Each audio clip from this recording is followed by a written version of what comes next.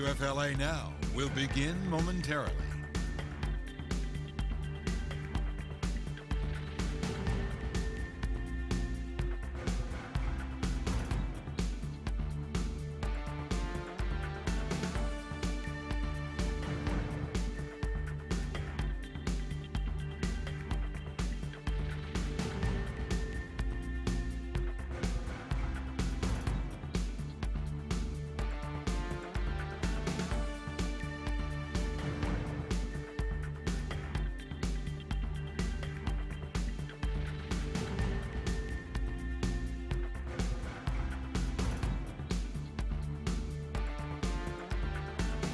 WFLA Now will begin momentarily.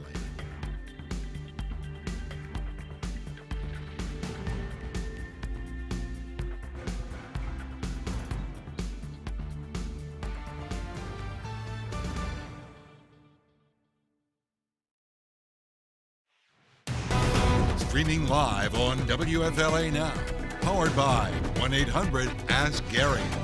Here's JB Biunno. If you're watching right now, you know exactly what I do. The story doesn't end here. So many questions remain on the deaths of Gabby Petito and Brian Laundrie. Most of all, what happened on the cross-country road trip that went so horribly wrong, and why are neither of them with us anymore?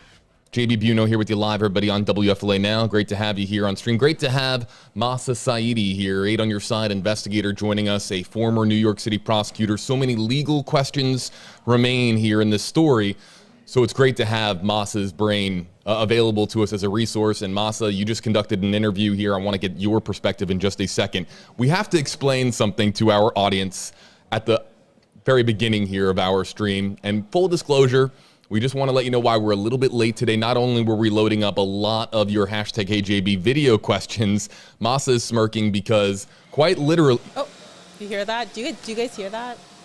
Is it coming through on the mics? It's so loud. A pipe burst here at WFLA today. A pipe. And there's water all over the place. All over. In fact, there was a conversation a short time ago that we weren't going to be able to stream with you here today because of a lot of water and a pipe that burst here at WFLA. So what we're going to do is we're going to continue to talk with you, but if you hear what sounds like a construction site here behind us, that's because there is. That's because they're kind of working on fixing a burst pipe here at WFLA. So now that we have that out of the way, Mahsa, you just conducted an interview while the newsroom was a little bit more quiet. You had on an expert. I was listening a little bit to it, a forensics expert, as I understand it. What did you find out from the forensic expert, and what are you working on for tonight on WFLA News Channel 8? So I spoke with a forensic expert. His name is Joseph Scott Morgan, and I had asked all of you guys if you had any questions for him regarding the remains that were found, the identification process. Will we know a cause of death? Will we know the manner of death? When will we know it? Just asking him various questions. We're going to have that story coming up for you at 6 o'clock tonight on Channel 8. But what we do know is that partial skeletal remains were discovered, a partial skull, according to sources telling NBC that yesterday or the day before. And I asked him, you know, is it possible that we're going to know a cause of death? And essentially he said it's going to be very difficult to determine the cause of death if there's not some significant trauma that has occurred on the body. Like, for example, this is just an example, a gunshot wound to the head. Again, we don't know about any weapon discovered, or we don't even know if this was suicide. The manner of death has not been confirmed by the ME's office here in Sarasota. But we asked him about that, how likely it was that we could know the cause of death for Brian Laundrie. I know many of you that are tuning in right now, you believe that this was, you know, suicide, but remains to be seen what we're going to find out there. I asked him how likely we would be to know the time or the date of death. He said that is going to be exceedingly difficult, but it's possible because of the attention on this case. The greatest experts in the country are working on this case right now. He said it's possible we'll know within a week of when he died, with a week time frame, give or take some days. So we talked about that. Yeah, I'll have the full interview coming up for you at 6 o'clock tonight, but I know a lot of you had other questions. I did ask him some of your questions. I'm going to tweet that out whenever JB and I wrap up here, but he did answer specific questions that you guys had outside of that as well. Mahsa Saeidi, we're going to be breaking down everything that we know and everything that we really don't know, because we have so many.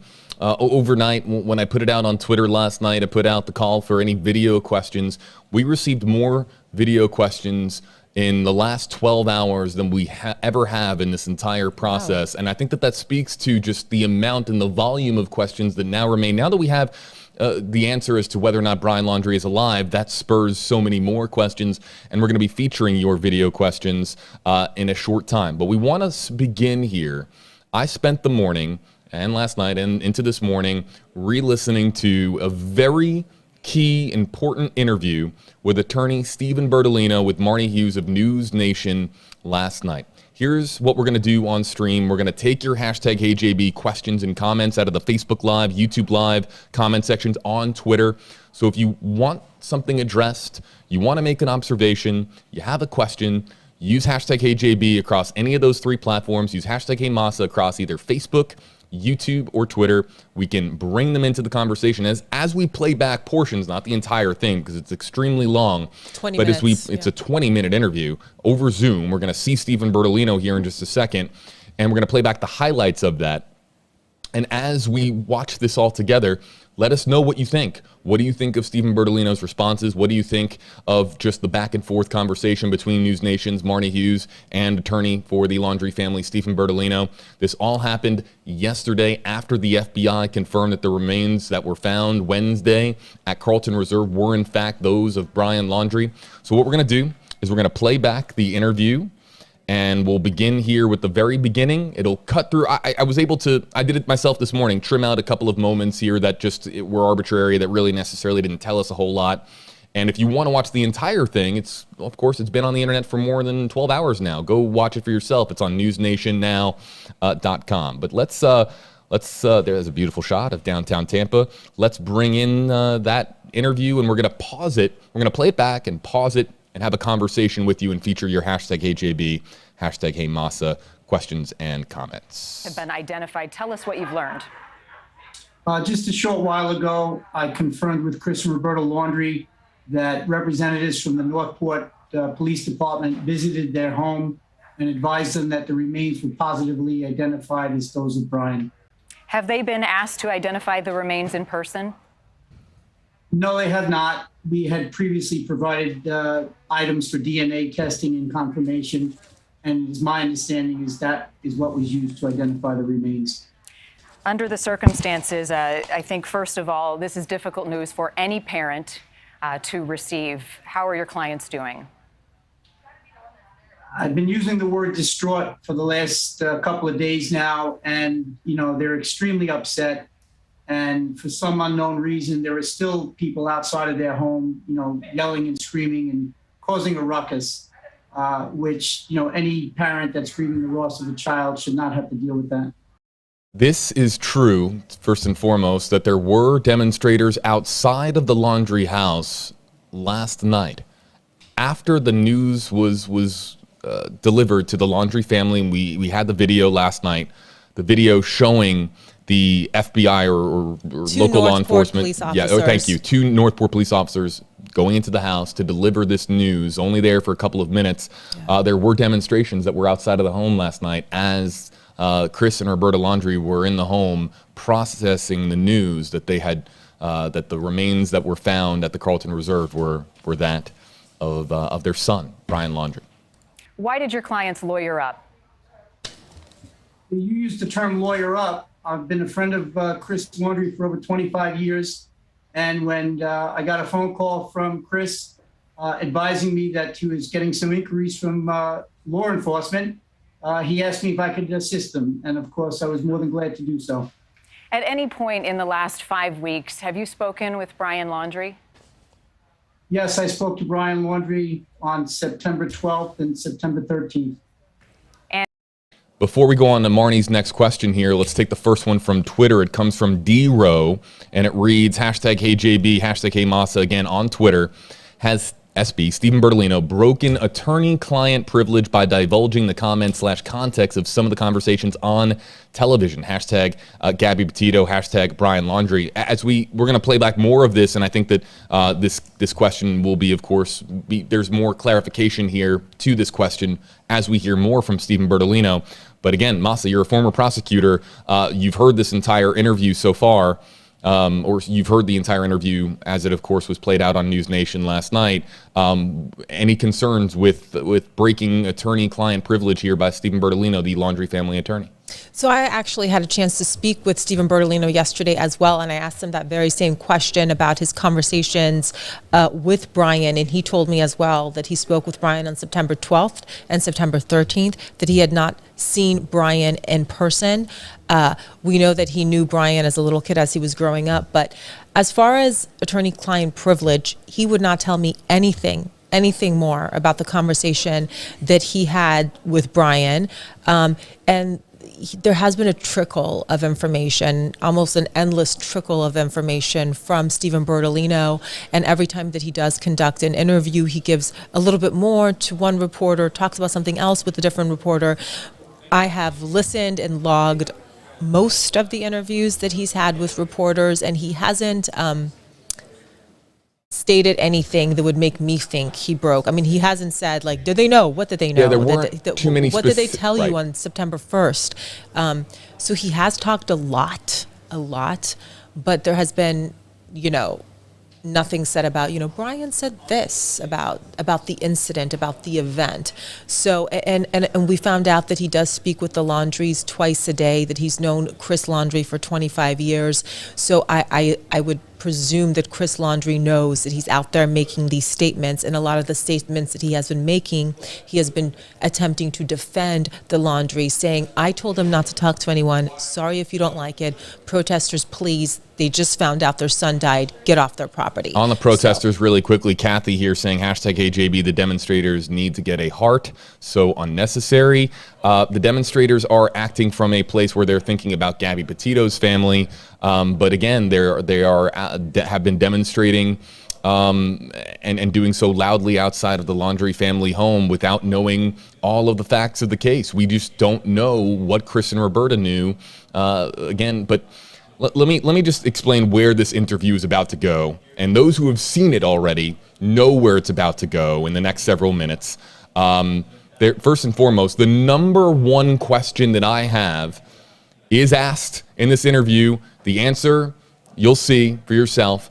But also, too, there is a moment in this interview, and I think everybody who has seen it knows exactly what I'm talking about, where I'm just going to put it out there that Stephen Bertolino loses his cool. And let's continue playing it. We'll continue to look for your hashtag HJB, hashtag HeyMahsa comments. You can file them in here on Facebook, Twitter, or YouTube as we continue to play the interview from last night on News Nation, Laundrie family attorney Stephen Bertolino. And what can you share about that conversation? Not much. Any conversation I had with Brian Laundrie is privileged. I can tell you that Chris and Roberta have been worried about Brian Laundrie since Brian went out for the hike on that Monday, and from there's been a lot of speculation, a lot of accusations, a lot of news outfits have proliferated that misinformation. And I firmly believe that's why these protesters are out there, because this has just become a circus, which there was no need for it to be that way. Did you ever see Brian Laundrie in person when he returned to Florida? I did not. And when was the last time his parents saw him before he went hiking? The morning he left for the hike.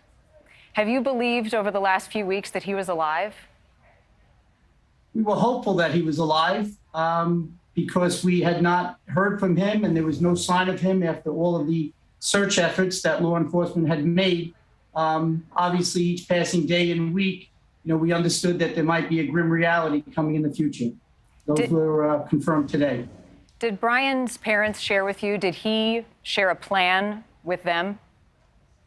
A plan for what? A plan for what he was going to do. His plan was to go out for a hike and absorb the fresh air, what I understand. Was Brian in communication with his parents after he left the house on cell phone or in any other way? No, he was not. I believe that was clarified, that Brian had left his cell phone at home. Did Brian have any way to communicate? And yet, excuse me, Monty, and yet the news outlets, indeed Fox News just yesterday, had an anchor and pundits on their air setting forth how the Laundrie parents and myself were communicating with burner phones with Brian over the last several weeks. Well, I think there's a lot of questions. There's a lot of questions that everyone has. So my question to you is, have you communicated with Brian at any point after you spoke with him on the phone on the 12th and 13th? No, I haven't. Did you know where he was? I knew that he went to the reserve. Let's talk about the reserve. A lot of people can't wrap their minds around the fact that the reserve had been searched week after week, was reopened to the public, and then less than 24 hours, the parents went out there. What did they share with you about their reasoning for going out there and why they knew specifically where to go? You know, Marnie, as I've stated several times yesterday and now throughout today, you know, it's not about knowing specifically where to go. The park was just recently opened. I believe it was Tuesday or Wednesday that the park was opened. Chris and Roberta wanted to go in the park again to search for their son. Specifically where to go was start at the beginning. And as has been, how shall I say, confirmed, both with a news reporter and with the police department and the FBI being present, they started at the beginning of the preserve. It just so happened that that's where Brian was. So my thought would be anybody who's questioning that, it's not too bright. Let's stop it right there for a second and provide some context, because we have spent, and I promised you that this would happen, we have spent a lot of time going through Eagle 8 HD, our news chopper, Eagle 8 HD, going through that footage to provide everybody with some more detail as to where the remains were found, in addition to the backpack and, of course, the other articles that we have referenced here quite a bit on stream. In reference to the entrance to Carlton Reserve across the bridge from Myakkahatchee Environmental Park. So let's show you that this is from photojournalist Jim Hockett. Let's show you now, that's the bridge. There's Myakkahatchee Creek Environmental Park. That is where this is the area the Ford Mustang convertible was discovered and cited for as being an abandoned vehicle. That was being Brian Laundrie's vehicle. There's the bridge into the Carlton Reserve. And then it's about 3/4 of a mile in is where all the focus was on Wednesday and on Thursday, where the remains themselves were found, Mahsa. So if I can just say this, according to the attorney, if you choose to believe him, on September 17th, this exact location was revealed to law enforcement. He says that they were notified this is one of the trails, one of the spots that they should look at. And the fact that this was so close to where we know that Mustang was parked, we know this is an area that authorities searched. We also know from the FBI that this was an area that was submerged under water. These items, the remains, the items belonging to Brian, they were discovered in an area that was off the trail and that was submerged underwater. So I personally don't think, there's a lot of tough questions that you can ask that attorney, but all of the reporters and anchors that are asking, why was this found now? Why was this not found sooner? I think that is a question that you need to go and ask law enforcement officials. Why did they open up Myakkahatchee Creek Environmental Park when clearly the area had not been fully searched? I get it. The area was submerged. But once the water receded, why did you then not go back in with a live canine, with the canine that can detect human remains? So there's a lot of tough questions you can be asking this attorney. And I know some people think that, evidence was planted. We can discuss that later. But the remains were not planted. I think we're pretty safe to say that. And I think that is a question you need to be asking law enforcement, not Mr. Bertolino. Let's just get to some of the feedback here. Again, use hashtag HeyJB, hashtag HeyMahsa across any of our social media platforms. We have this comment here from Keely. Hashtag HeyJB, I feel like he was extremely defensive in this interview. I feel like since he announced early on that it was a high possibility the remains were Brian's, that he had to know something. I'm not sure how I feel about Keely's. I think that When you see that the articles were found near the human remains, I think that there were a lot of folks, experts in various fields, that were saying that it was a strong possibility that the remains would be that of Brian Laundrie. But it's interesting from Keely's perspective, saying, thinking that Bertolino is saying, or in her words, extremely defensive in this interview.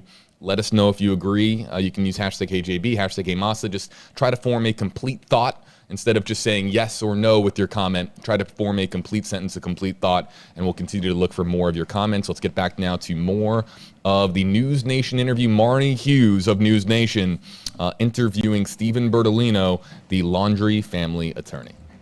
Well, clarify that, because I think no one has the answers here. Certainly the public doesn't. You have more answers than most. We assume that the parents knew more than we do. So clarify what the public doesn't understand about what's going on. What the public doesn't understand, I don't understand.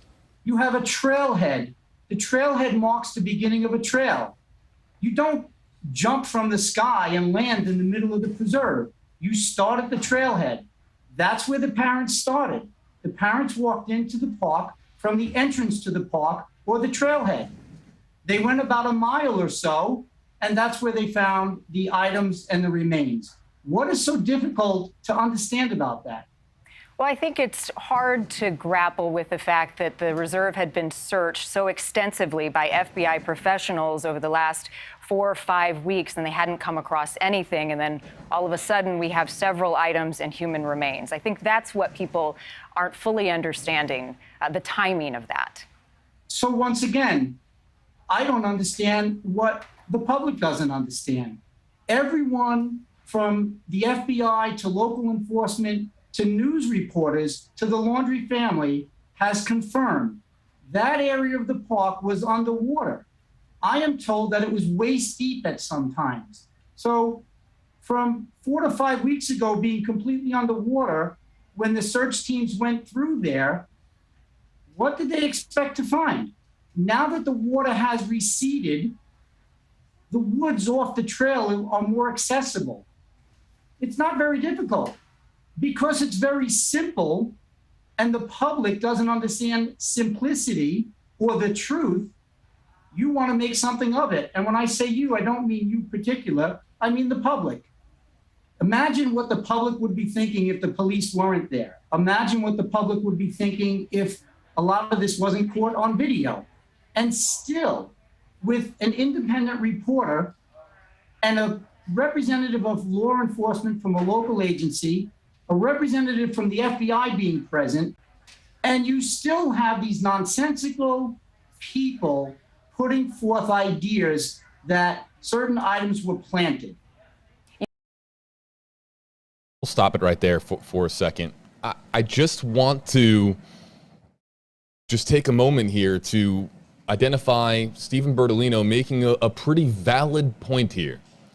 Can you imagine, it's a valid point. Can you imagine what the conversation online would have been like over that 48-hour period after the remains were discovered and after the articles were discovered at Carlton Reserve? Can you imagine what the conversation, Mahsa, would have been like? Oh my gosh! If there wasn't the images that would come from members of the press that were there, they just walked up and found stuff, yeah. Right, because at least we were able to see from those shots that law enforcement was there, that we saw things like them, carrying the silver dry bag. Can you just imagine if we just got wind of this, that it just spontaneously occurred and that there was no video evidence of it? It is a valid point here by Stephen Bertolino that gives us some insight as to what actually happened 3/4 of a mile into the Carlton Reserve.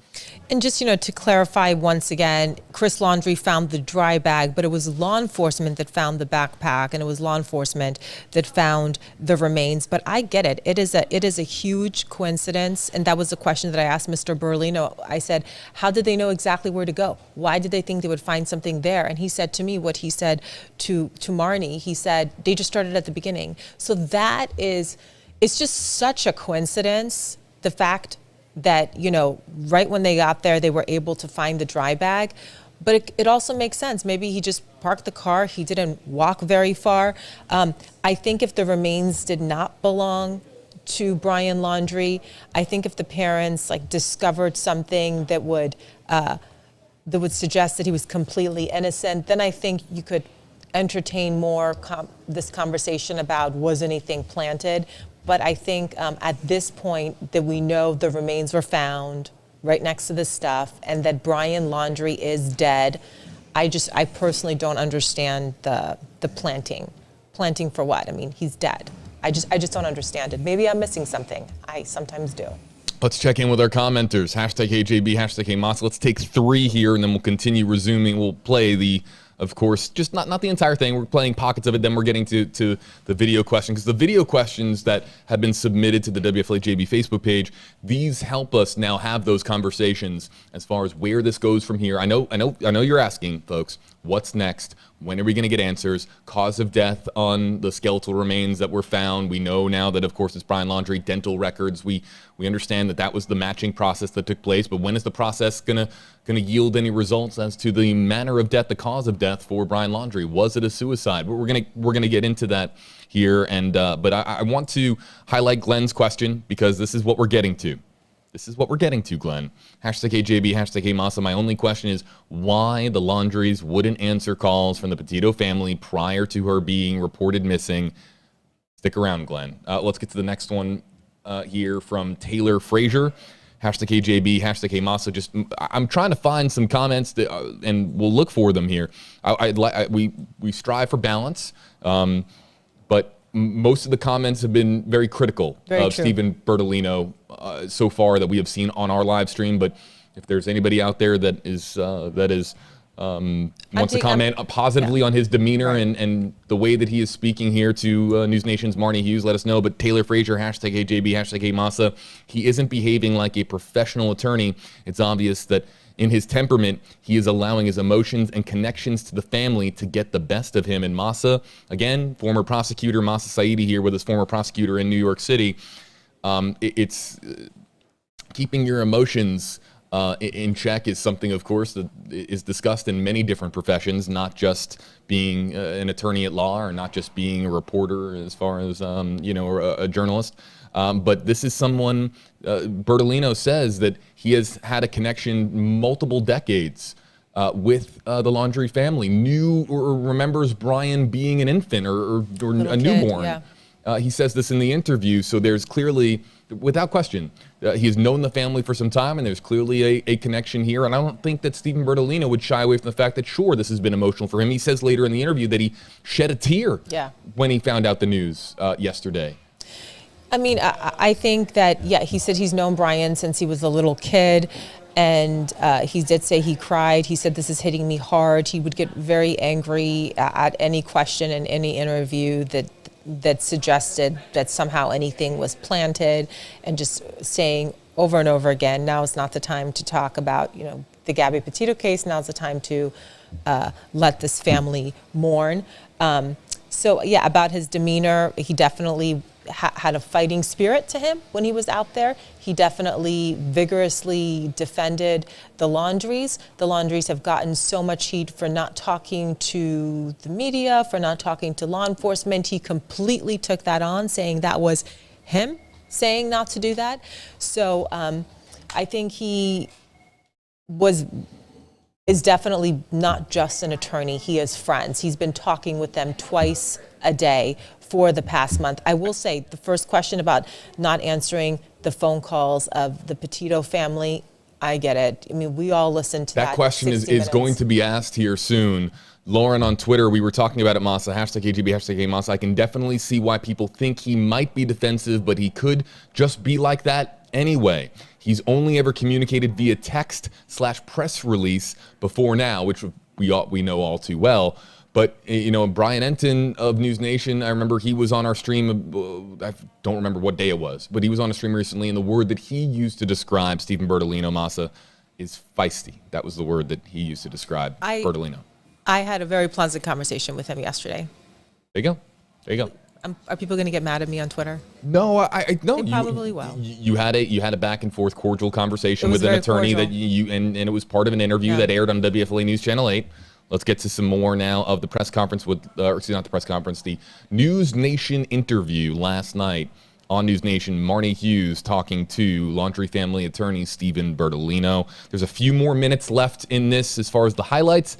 Then we move on to your video questions. Continue to file in your feedback here, what you think of this with hashtag HeyJB, hashtag HeyMahsa. Really quickly, Dave Anderson here on Twitter a short time ago, hashtag HeyJB, hashtag HeyMahsa. I think Stephen Bertolino is rightfully venting and demonstrating righteous indignation in response to the bizarre accusations and speculation against the Laundries.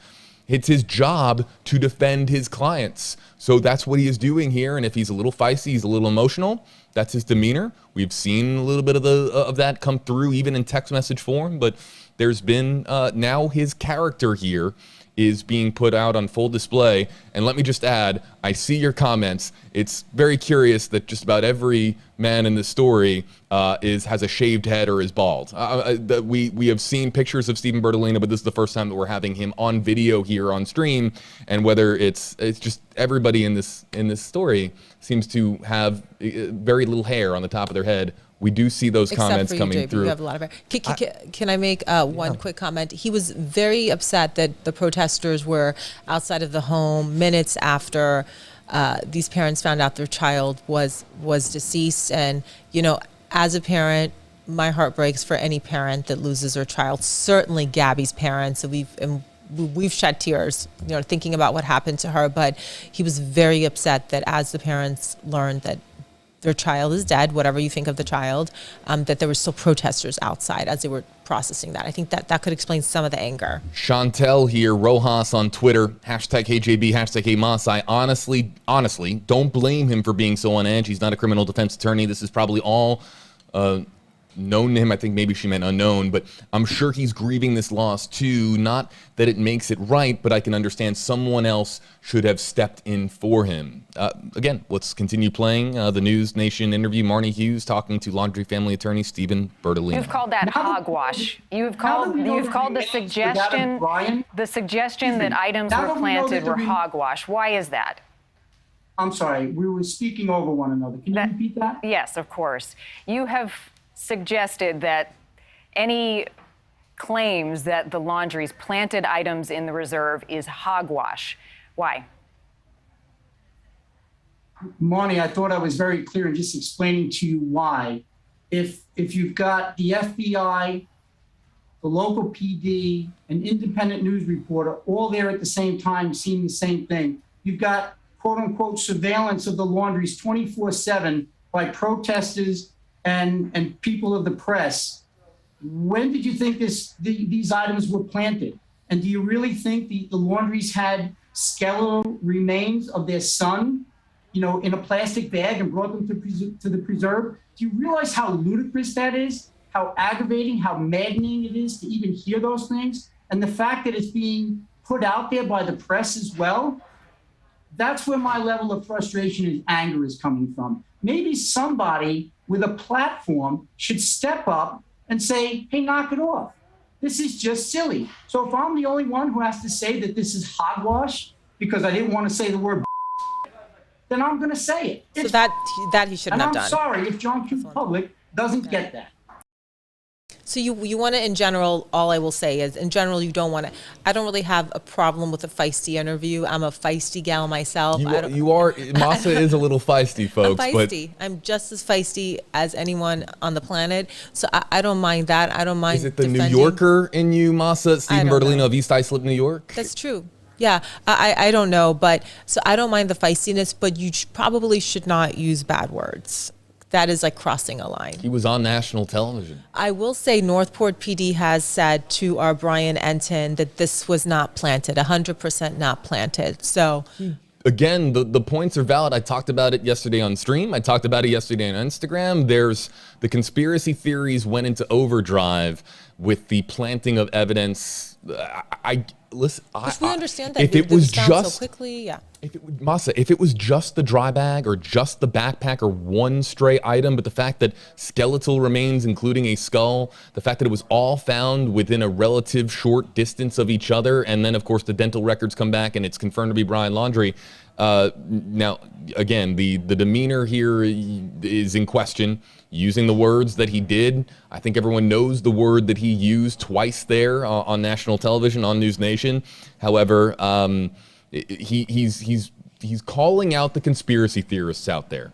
And we have had conversations on this stream on WFLA Now talking about the conspiracy theorists just going way over the top in certain respects as far as this case, and trying to stay, everyone knows what I'm about to say, rooted in reality.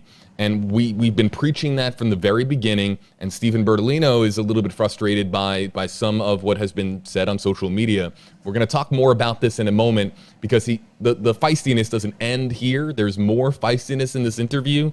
However, there's a lot of folks online saying right now that they understand his emotional response to this line of questioning, even though this line of questioning is in our, I mean, from Marnie Hughes, these are the questions. This is what you would ask Stephen Bertolino if you had him for 20 minutes, and she did.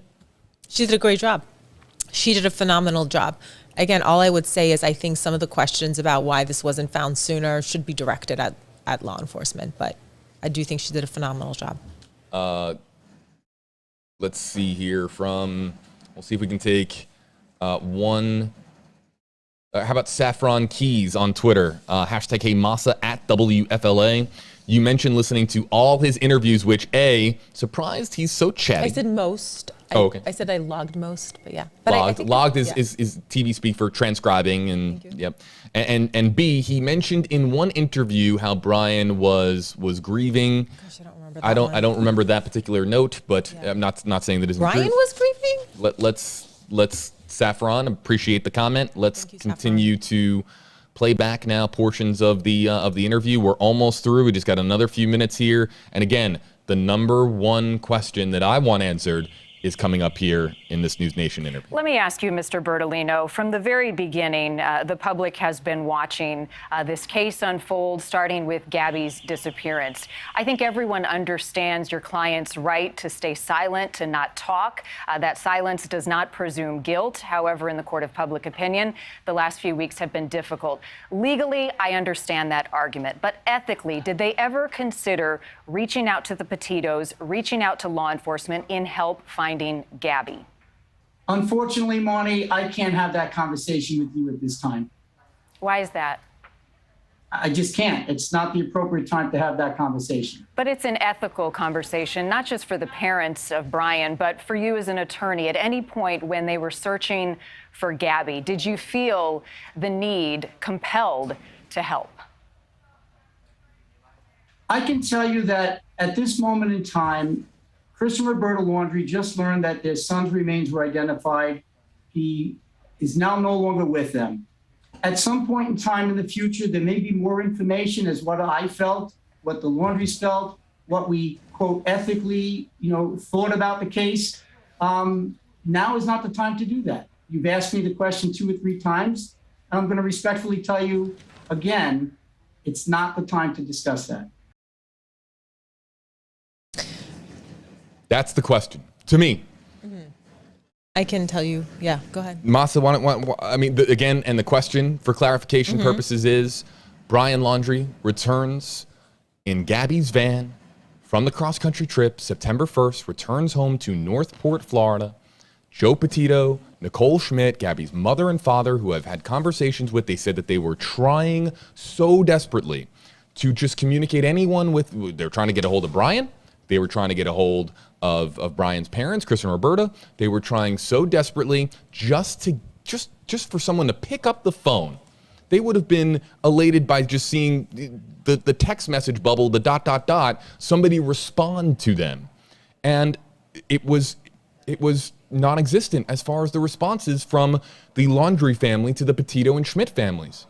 And there's been so much frustration, mounting frustration, because optics-wise, that doesn't look good in the court of public opinion, the court of social media.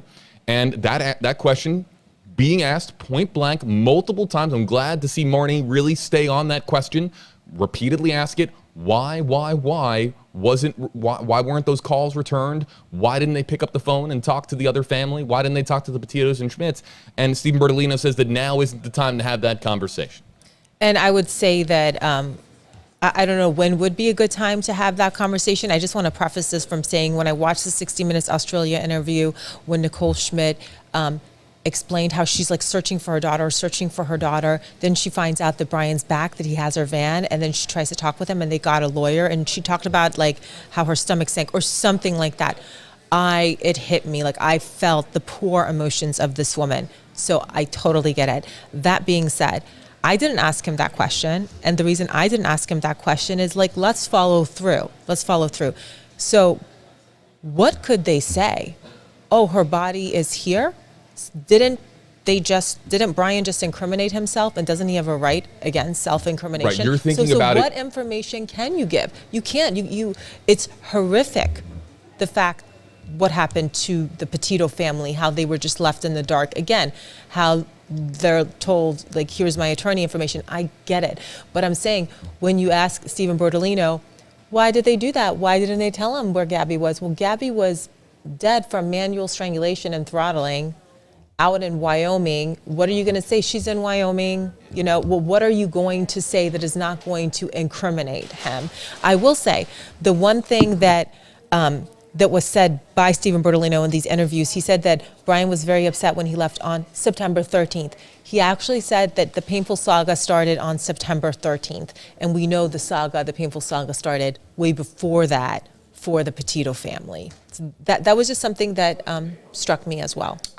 So you're answering it from a legal perspective. What are people saying? Are they very upset at my answer? We'll get to some comments here in just a second. But, folks, what do you think of, just let us know what you think of this portion of the conversation. What could they have said without incriminating potentially Brian? Now, Brian has been named as a sole person of interest and the murder of Gabby Petito by the FBI. Again, we don't have any other information other than that. You're answering this question with the legal section of your brain. What could they say? I'm trying to get this question answered from a human being standpoint, from just having a heart. You've got your future in-laws trying to find their daughter, and you're trying to figure out where she is. And the best people equipped to answer that question as to where Gabby is won't even respond or take your phone call or your text message. I understand, yeah. So I'm thinking, I think that this is interesting. You're thinking about it from a legal perspective. I'm thinking about it from a have a heart perspective. For Stephen Bertolino, he's thinking about it from a clientele perspective. Let me the one question, Marty did a phenomenal job. She did. But let me just, this would have been the final question that I would have asked in this thread to Stephen Bertolino. And I would have asked this: Stephen, did you advise your clients, Chris, Roberta, and Brian Laundrie, to not respond to the Petitos and the Schmitz? Was it your guidance? Was it your advice? Was it your legal expertise to not communicate with the other family? That's what I would like to know. I can tell you he answered that for me. I cannot pull up my log right now, but essentially he said, I told them not to talk to anybody. There was no reason to talk to anybody, and the public can be as mad about it as they want. That's essentially what he said. Then there you go. So he told them. So that they were thinking about it legally. So Chris and Roberta Laundrie are dealing with something where they are feeling they are fearing of legal ramifications, and they were advised for their son, right? Right. And they are not answering. They are not answering the other family on the guidance of the man in the center of your screen. That's right. That's accurate. So that's the legal right thing to do. But is it just the right? Just scratch out the word legal. Is it the right thing to do? So I do believe in our criminal justice system. Yes. I do believe in our Constitution. You have a right to remain silent. I believe in our Constitution, and this is a right that you have. And that's it. That's all I will say about that. I'd like to think that our viewers have a heart. I have a heart too. I told you my heart fell apart. You are one of the most heartfelt people in this entire newsroom. You're so sweet. I love you. But you're so.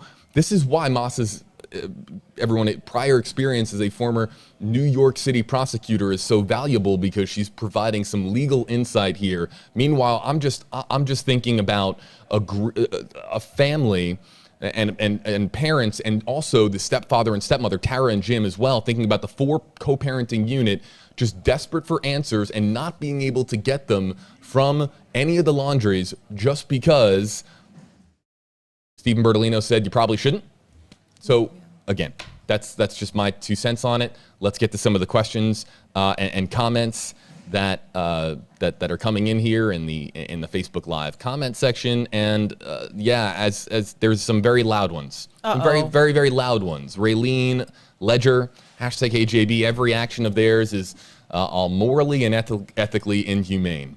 And as I know that this comment is loud and prevalent and very common in our social media comment section, but let me also just remind you, as much as I would like some answers here, and I think we all want the answer to that question in particular, we don't know the facts, we don't know what actually happened, and we're gonna have a video question about this later, but it's important to reserve a portion of judgment here for when we do know the facts. Like, right, we're all, there's so much unknown, so much being assumed, so many jumps to conclusions by so many out there. And it's important to also just remember that we don't know the truth. We don't know what Chris and Roberta Laundrie knew, but yes, the optics are extremely poor that they didn't take that phone call. One or two more. Kenzie Rader is, I'm also getting questions trying to read these, but sorry guys, I can't answer to your questions because JB's doing it. No, you can read it aloud. Okay, let me. If it has a hashtag, it doesn't have a hashtag. Stop DMing me. But then you can't. So then you can't say the name. That's our system. Can't say the name. Okay. So the system is that you can read the question. You just can't talk about who sent it to you because we don't want to put anyone's name on blast here. We use the hashtag system as a form of you acknowledging that you would like for us to mention your name and your comment here. So what is the question, Mahsa? It said, you just shared, Stephen Bertolino said the saga for the Laundries begins on September 13th. It's so suspicious to me that if that's so traumatic for them, how did they get the date he went missing wrong? And then this person also said, has Brian Laundrie's parents ever explained through their lawyer why they got the original date when he went missing wrong? And yeah, I think it would say, didn't they say something in sum and substance too? There's just a lot going on, the recollection of events, they got that date wrong. But we do know, on September 13th when he went missing, Chris went out on September 13th, Chris and Roberta went out on September 14th to search for him 4 to 5 hours of the trails, and on September 15th, they went and got the Mustang. I don't know if I answered her question. No, I think that's yep. I don't know how you read questions. You're so good, JB. I can't do it. I can't read and talk at the same time. Well, I'm good at the things I'm good at, and you're a brilliant legal mind. So that's I said nobody ever, but thank you. Folks, Mahsa's selling herself short. Just take a look at the body of work that is Mahsa Saeidi's career. Angela, I like this comment. As far as this question, let's just take a couple more, then we'll play out the remainder of the interview uninterrupted, and then we'll get to video questions. Joya Young, did they lawyer up? The term gets used a lot. Lawyer up before police started investigating. Marnie asked it actually in that way. Did they lawyer? But this is as we talked about on so many streams prior to this one, Stephen Bertolino is the longtime family associate and family legal aid for the Laundries. So this isn't the first time that they've known each other for so many years. So you can't say that they lawyered up. Did they make that phone call to get to get legal advice? Sure, but at the same time, let's not forget that they've had a pre-existing relationship for a very long time. Lisa Marie on Twitter. It's a long one, #AJB, #AMasa. I can understand Bertolino being so upset. He knew Brian since he was a child and obviously has personal feelings. Plus, some of these conspiracy theories are over the top. I agree with Mahsa. I feel for all involved and think Mahsa is on point. Wow. See? Okay. Just to the other person right before, we know September 12th he was involved because he did talk with Brian on September 12th. He could have been involved before then. We know the missing person report was filed on September 11th. Just to answer that other question. And Angela, with this one, this is just a great question. Angela Lopez, #AJB, can anyone get away with a crime by pleading the fifth? And the answer to this question in this country is yeah. But here's how and Mahsa's more equipped to answer this question than I am. But in a particular case where there is virtually no evidence to suggest that somebody did a crime and that person knows that they did the crime, and they don't incriminate themselves because they execute their constitutional right to remain silent, then there you go. There's no evidence to implicate them in a crime. There's no charges filed, no arrest ever made. And that's why evidence is king in any investigation that goes on here in the United States. Mahsa, do you have anything to add on Angela before we wrap up this portion of the stream? I mean, all I will say is if law enforcement doesn't have a lot to go on and then you start talking to them and then you say something and then they can go and say, but wait, you weren't there that night. And then they go to that location. I mean, they can, yeah, it definitely helps law enforcement if you talk. And so, yes, if you stay silent, yes, you could potentially get away with a crime. What? Did my face just pop in? Yeah, just making sure that you're... Oh, you did that. I was like, wow. Yeah, I just want to make sure that, I keep moving. care about you, Mahsa. Mahsa and I care about you. We love each other. Some people, Yeah, that's the best part about this is that Mahsa and I have... Mahsa, how would you put it into words? I think we love each other. We always have from the beginning. That's how I would say it for the past 3 years. And sometimes my face looks mean when I'm on here and people are like, wow, you're so mean. She's not. Well, sometimes my my face farthest is like, thing from. When I say that Mahsa has a heart, it's... JB, you have a heart. Okay, I think people are done with us talking about how much we love each other. It's Mahsa and I have a great relationship. Let's get to, all right, let's continue playing the remainder of News Nation Now's Marnie Hughes. There's 3 minutes left. Let's play just the final 3 minutes, and then we'll take the rest of your questions and comments on the interview portion. And then I know that you've been waiting patiently. What is next? When are we going to get answers? When are we going to get the cause of death for Brian Laundrie? We're getting into all that, but this is very important. We're finally hearing from Stephen Bertolino, and let's continue to play that interview from last night. Have the Laundries reached out to the Petito family at all, and has the Petito family reached out to them in recent days? The Laundrie family has not reached out to the Petitos, and to my knowledge, the Petitos have not reached out to the Laundries. What are the Laundries' plans now? At the moment, they're going to grieve their son. And then what? Marnie, I don't mean to be rude, and I know you have a job to do. They were just told less than a half hour ago that their son is deceased. Do you think that they really have thoughts on anything other than that their son is no longer with them? No, and I respect their privacy, and I can't begin to imagine the pain that they're going through. I just know that so many of us have questions about what has happened, not just to Gabby, but to Brian. The nation has been watching this search for him, what turned into a manhunt across the country. And so we are curious. We want answers. You're the closest to the family. And I want to know how they're doing. I want to know what their plans are. Marnie, I don't have any information on the plans that the Laundries have. And I want to tell you, because I've got to stop myself, I'm taking some of my anger and frustration out on you. As you may know, I knew Brian Laundrie since he was an infant, since he was a small child. This is hard. I've shed a tear or two today as well. I've shared that with the Laundries. The fact that the public is continuing this nonsensical, we're hiding him in the beginning, we've fed him food, we've communicated with him, and every platform, because you hear that if you have a platform, you should use it for the good. You respect that they have the right to remain silent, but there are people in your position, maybe not you, but in your position, that never once pushed back on these so-called experts and pundits who did nothing but say, this is immoral, this is unethical. Somewhere along the line, somebody with a platform, someone in your position should have said, hey, you know what? Back off. This is America, and in our system of justice, they have the right to remain silent. So I'm kind of a little perturbed that now I have to go back and explain how we didn't plant remains and personal items in a preserve when the upper echelons of law enforcement is telling everyone this is legit by their actions, by their words, and yet we have to now go back and somehow educate John Q. public?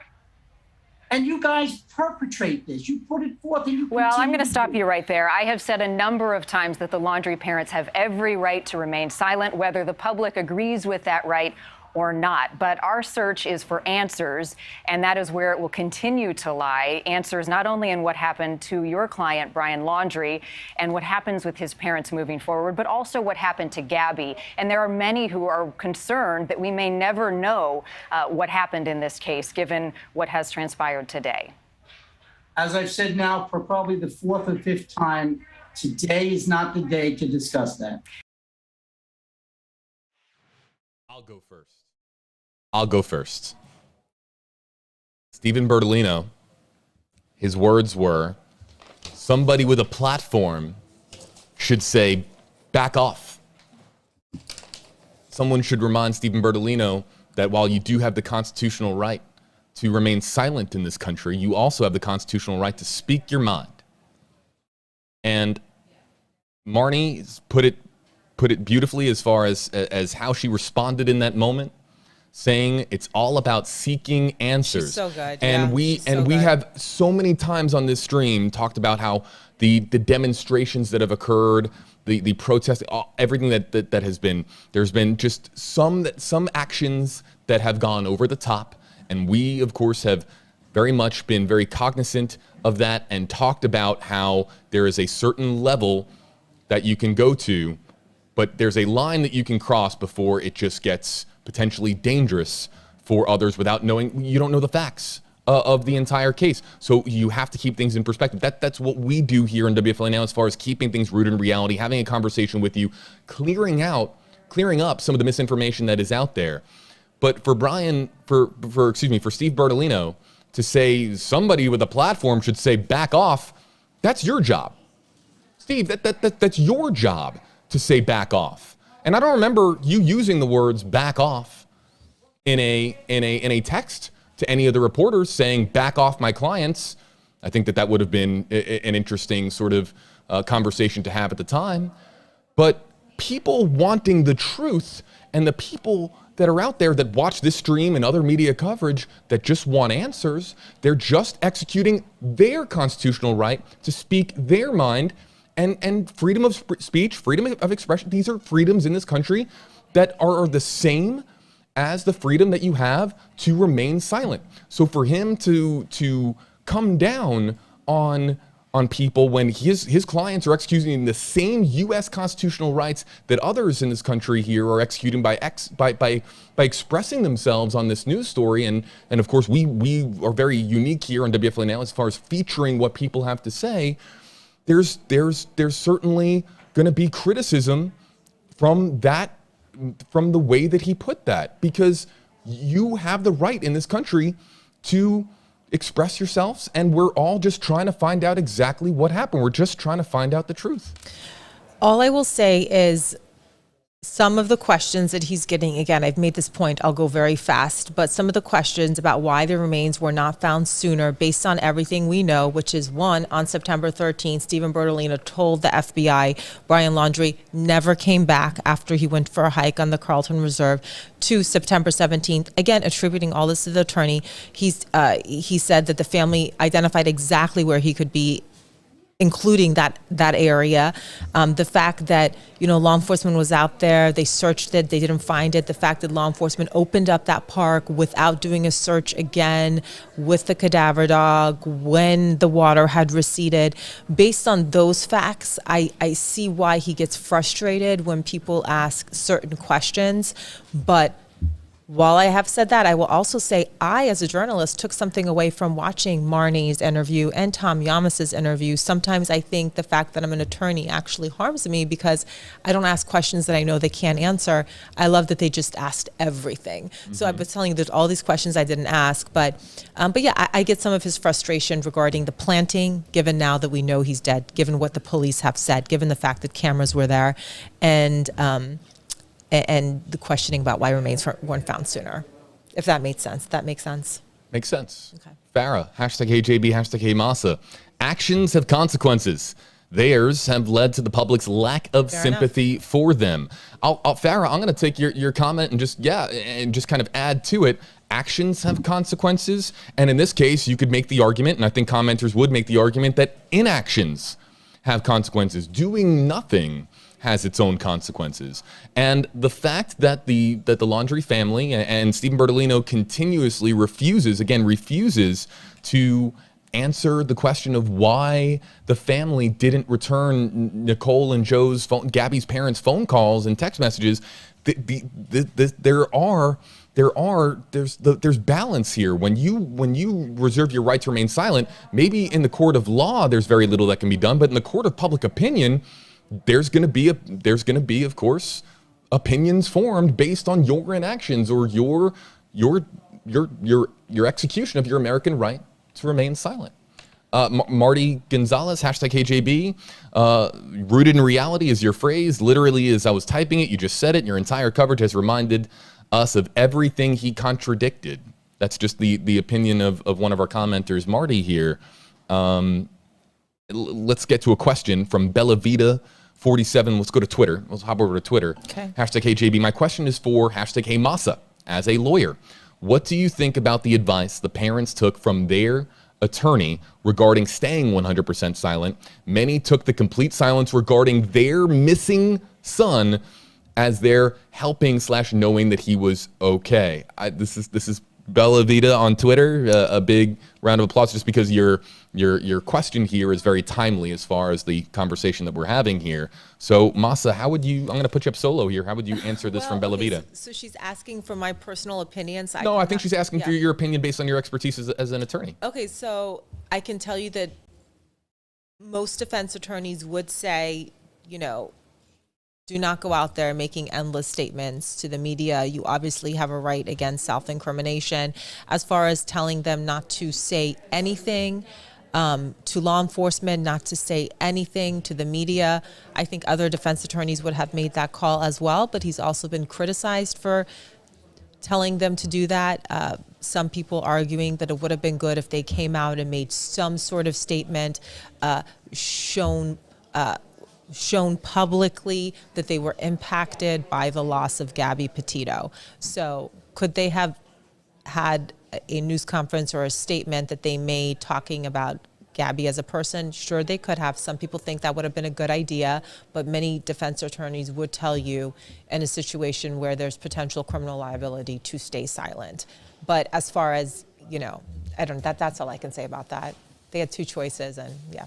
Big shout out to our digital content producer behind the scenes, Heather Monahan, who's incredible, who's helping us out. Ever. Yeah, Thank we have you, a great Heather. team here at WFLA, and she followed up on that grieving comment that we had, and I don't remember who the comment came from earlier. The person texted it to me too. Yeah, so it was an interview with ABC7 in New York City, and said this was tragic that the two families were grieving. Yeah. That the two families were grieving is the exact quote there. What day was that? And September 14th. And that he also apologized in that interview for being aggressive in other interviews, saying that he has been upset, angry, doesn't feel that Chris and Roberta have been given a fair shake. So big thanks to, because ABC7, that's a different media organization that's not affiliated with WFLA, that's not affiliated with Nexstar, our parent company. So big shout out to Heather for just finding that from the ABC interview in New York City.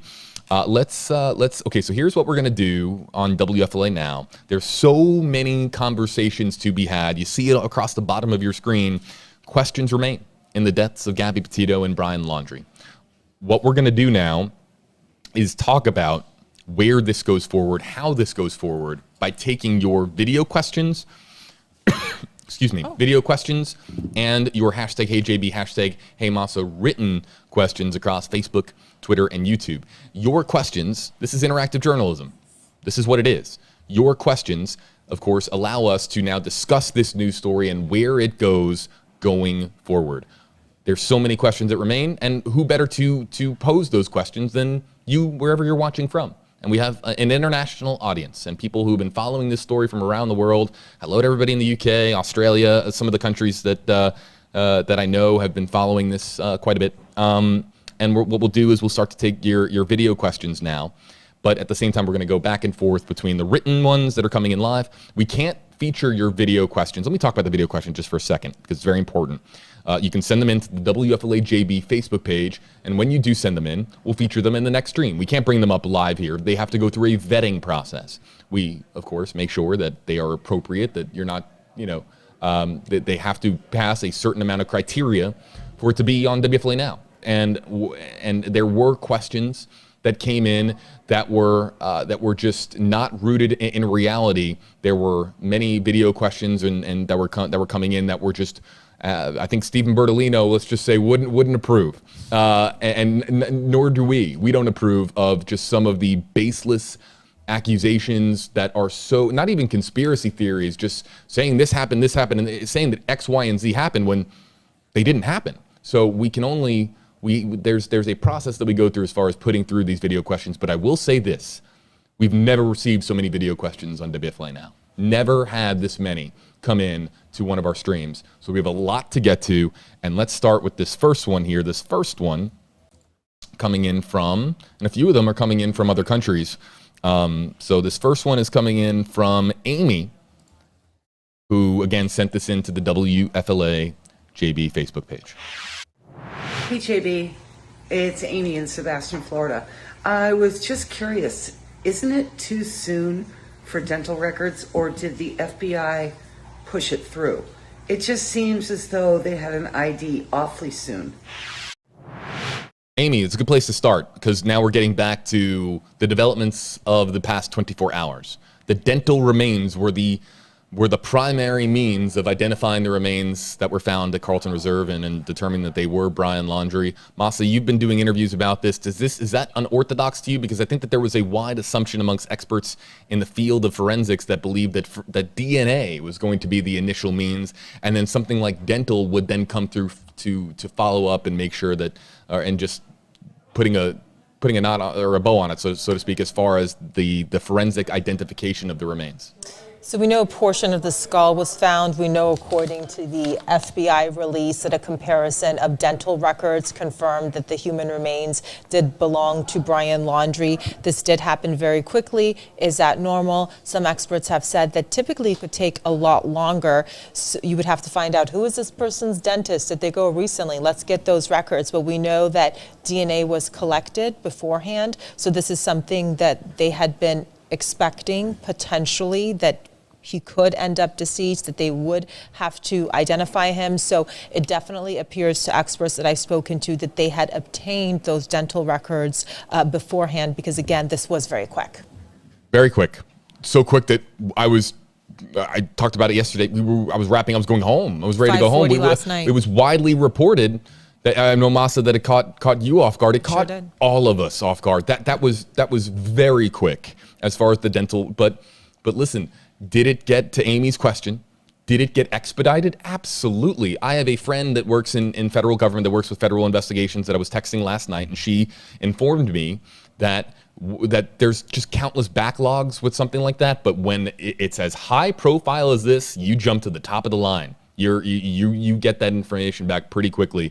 All of the experts are at your disposal. All the laboratory work is at your disposal. You can get it back faster than you would in a normal case. And let's just be clear, as far as the level of attention this has received, this is anything but normal circumstances. As promised, let's get to the next written comment here. It comes from Anthony Salamone on YouTube. Hello to our YouTube audience. Hope everyone's, how many we have on YouTube at the moment? 32,000. Hello to the 32,508 people that are joining us on YouTube. Hashtag KJB has, from Anthony, has Gabby's family spoken out about his death? There was a statement that was put out that said that the family was going to, do you have it there, Mahsa?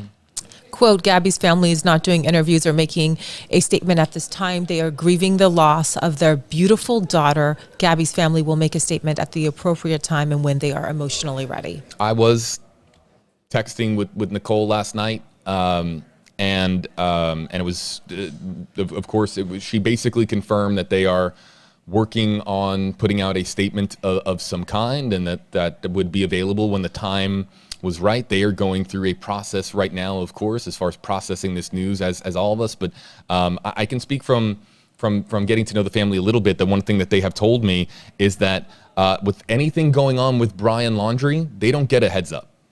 They don't get this. Okay. They don't get information ahead of time as far as Brian Laundrie. And I don't know what happened in the last, that could have changed in the last 36 hours. But there was this notion out there that Gabby's family, that Joe and and Jim and Nicole and Tara were getting updates from the FBI that when something would be found or this would happen, that they were getting updates routinely. From that was not the case. They were fine. That's one of the reasons why they found our streams. And Nicole could be watching right now. She was watching last night. But one of the reasons why she found our streams was because when you search on Google and you look for Gabby Petito, Brian Laundrie coverage, ours is pretty prominent. It does show up, and we were talking about what we know and what we don't know, and in large in part, Gabby Petito's family was very much in the dark throughout this process. They were getting more information about what was going on in Wyoming, what was going on with the discovery of the body, and of course, before the world knew that it was manual strangulation and throttling as Gabby Petito's cause of death, they knew that. They were given it in advance, heads up. So they're not privy to, at least the last time I spoke to them about this matter, they're not privy to any special insider access information from the FBI that they are also too just trying to get information from news sources such as ours. Anthony, thanks a lot. Hello again to everybody joining us on YouTube. Let's get to the next video question, and we'll bring it in. I think this next one comes in from a user, a viewer on WFLA Now from Las Vegas, Nevada. Old television market. That's I right. was there for 4 years. Mahsa, formerly of Las Vegas. Hey JB, my name is Leia Alvarez. I'm from Las Vegas. I had a two-part question theory. Is it possible that you think he took his own life? That's why they found partial skull remains. And if so, do you think he wrote a confession in the notebook and that will ever... Sometimes the questions kind of cut off abruptly. I don't know if that's a Facebook thing, but that one kind of cut up abruptly. But what we're being asked here is suicide. The chances of Brian Laundrie's death being a suicide. It could be a suicide, it could be a homicide, it could be unknown, it could be natural causes, or an accident. And no, we don't know. We don't know yet. We don't know yet. Is suicide possible? Absolutely, it's possible. Yeah. But so are the other scenarios, that the other causes of death that Mahsa just outlined for us. But Mahsa, one more time, there are people that weren't here at the very beginning of the stream. Kind of give us a 60-second recap on the interview that you just did and the interview that's going to be airing at some point on WFLA News Channel 8. It was an interview with someone who has some expertise as far as dealing with skeletal remains specifically, right? Yeah, Joe Scott Morgan, a forensic expert. The interview my story is going to air at on Channel 8 at 6 o'clock tonight. And basically, we asked him, will we know the time of death, or the date of, not time of death, forgive me, when we know the date of death, when we have partial skeletal remains found. He said it's going to be very difficult, but because there's so much attention and the biggest experts on this case, it's possible we'll know the date of death within a week, possibly, but he said it's going to be very difficult. I asked about a cause of death. Will we know a cause of death? And he said, unless there's some very clear trauma, for example, again, like a gunshot wound, no indication at all that a weapon was involved here. But for example, a gunshot wound to the head, you could possibly still see, evidence of that. So he said it's going to be very difficult to know the cause of death. And what else did you want to know, JB? Let's throw up the comment here. Or no, it was just on the skeletal remains. Yeah, when we could find out. And is there anything in skeletal remains, Mahsa, that could determine whether or not it was a suicide? Oh, gosh. He did go into how if you wanted to determine that somebody had been, strangled, that you would need the tissue because he said the bone that breaks is too small and it would have been carried away by animals. So you'll see everybody tonight on WFLA.com, on the WFLA Mahsa, after your story airs, it'll be available to our international audience as well. Yeah. So it'll be very difficult. It'll be very difficult. And Mahsa, I know you have to get to work on that report. I do at some point. It's true. Can we keep you till 2:30? Sure. All right. We're going to try to go as rapid fire now through. I know that I am long-winded. Mahsa can be long-winded. We'll try to go as rapid fire through these questions and comments as possible. Fast. Michelle Bilick on YouTube. Again, hello to our YouTube audience. #KJB. Will we find out more information from the coroner on Gabby's death? More details that they weren't able to release before. Teton County Coroner Dr. Brent Blue, formerly. Mahsa, are we going to find out any more from Wyoming? I mean, as I understand it, that's done. That's done. We're not going to. Well, so yeah, I just made a note. Thank you for that. To reach out to Dr. Brent Blue to see if we can get anything more. They were not. They said per Wyoming state law that they never have to release the full autopsy report. That's in the hands of the FBI. Right? Yeah, it's in the hands of, well, yes. Yeah, so in Wyoming, this occurred in Wyoming. They never have to release it, no matter who the victim is. That is not information that goes out to the public. Now, if there would have been charges filed against the suspect, once those charges were filed, certain documents would have to be filed, which would give us access, to the information they had. That was one way we could get this, but now the only person of interest in Gabby Petito's murder is now deceased. So I don't know if that's going to happen. I don't know how to answer that question. I'm not sure. I know that Dr. Brent Blue is resigning and is in the process of resigning from his post. That's something that, of course, gained a lot of social media traction as well. He was going to stay on as the coroner. He was resigning from the hospital that he worked at. Oh, that's right. Okay, thank you for the clarification. The computer you said. Yeah, thank you. No worries. And again, it's just a lot of information, a lot of details. I gotcha. No, I appreciate the clarification there. Let's get to the next video comment. And again, we have a long queue of video comments because we've never received this many video comments before. This next one, it comes in. Let's go down the list. And next one comes in from Kim. Let's get to Kim's video question that she submitted to the WFLA JB Facebook page. Hey JB, it's Kim from upstate New York.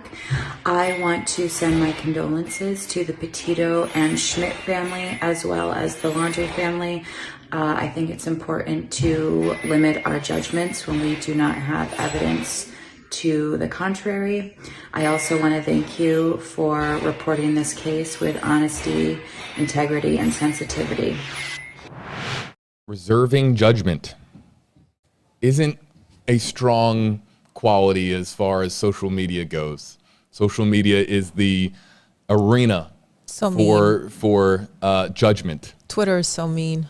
Twitter can be mean. I think it just is mean. Some other channels, and I won't mention them by name here, they can get mean. You guys know the ones I'm talking about. I talk about the 7 that I try to stay connected with. Facebook, Instagram, Twitter, YouTube, TikTok, Discord, and Reddit. And some are going to be... I've never heard of Discord. I'm so old. You need to get on Discord. No, thank you. I think that the Discord community would love to have Aid on Your Side investigator Mahsa Saeidi. I can speak very fondly of Discord. Just another thing to check, and I don't want to do it. I've already been online way too long. But thank you. Maybe we'll talk about it. I think that there's some Mahsa Saeidi fans on Discord, to say the least.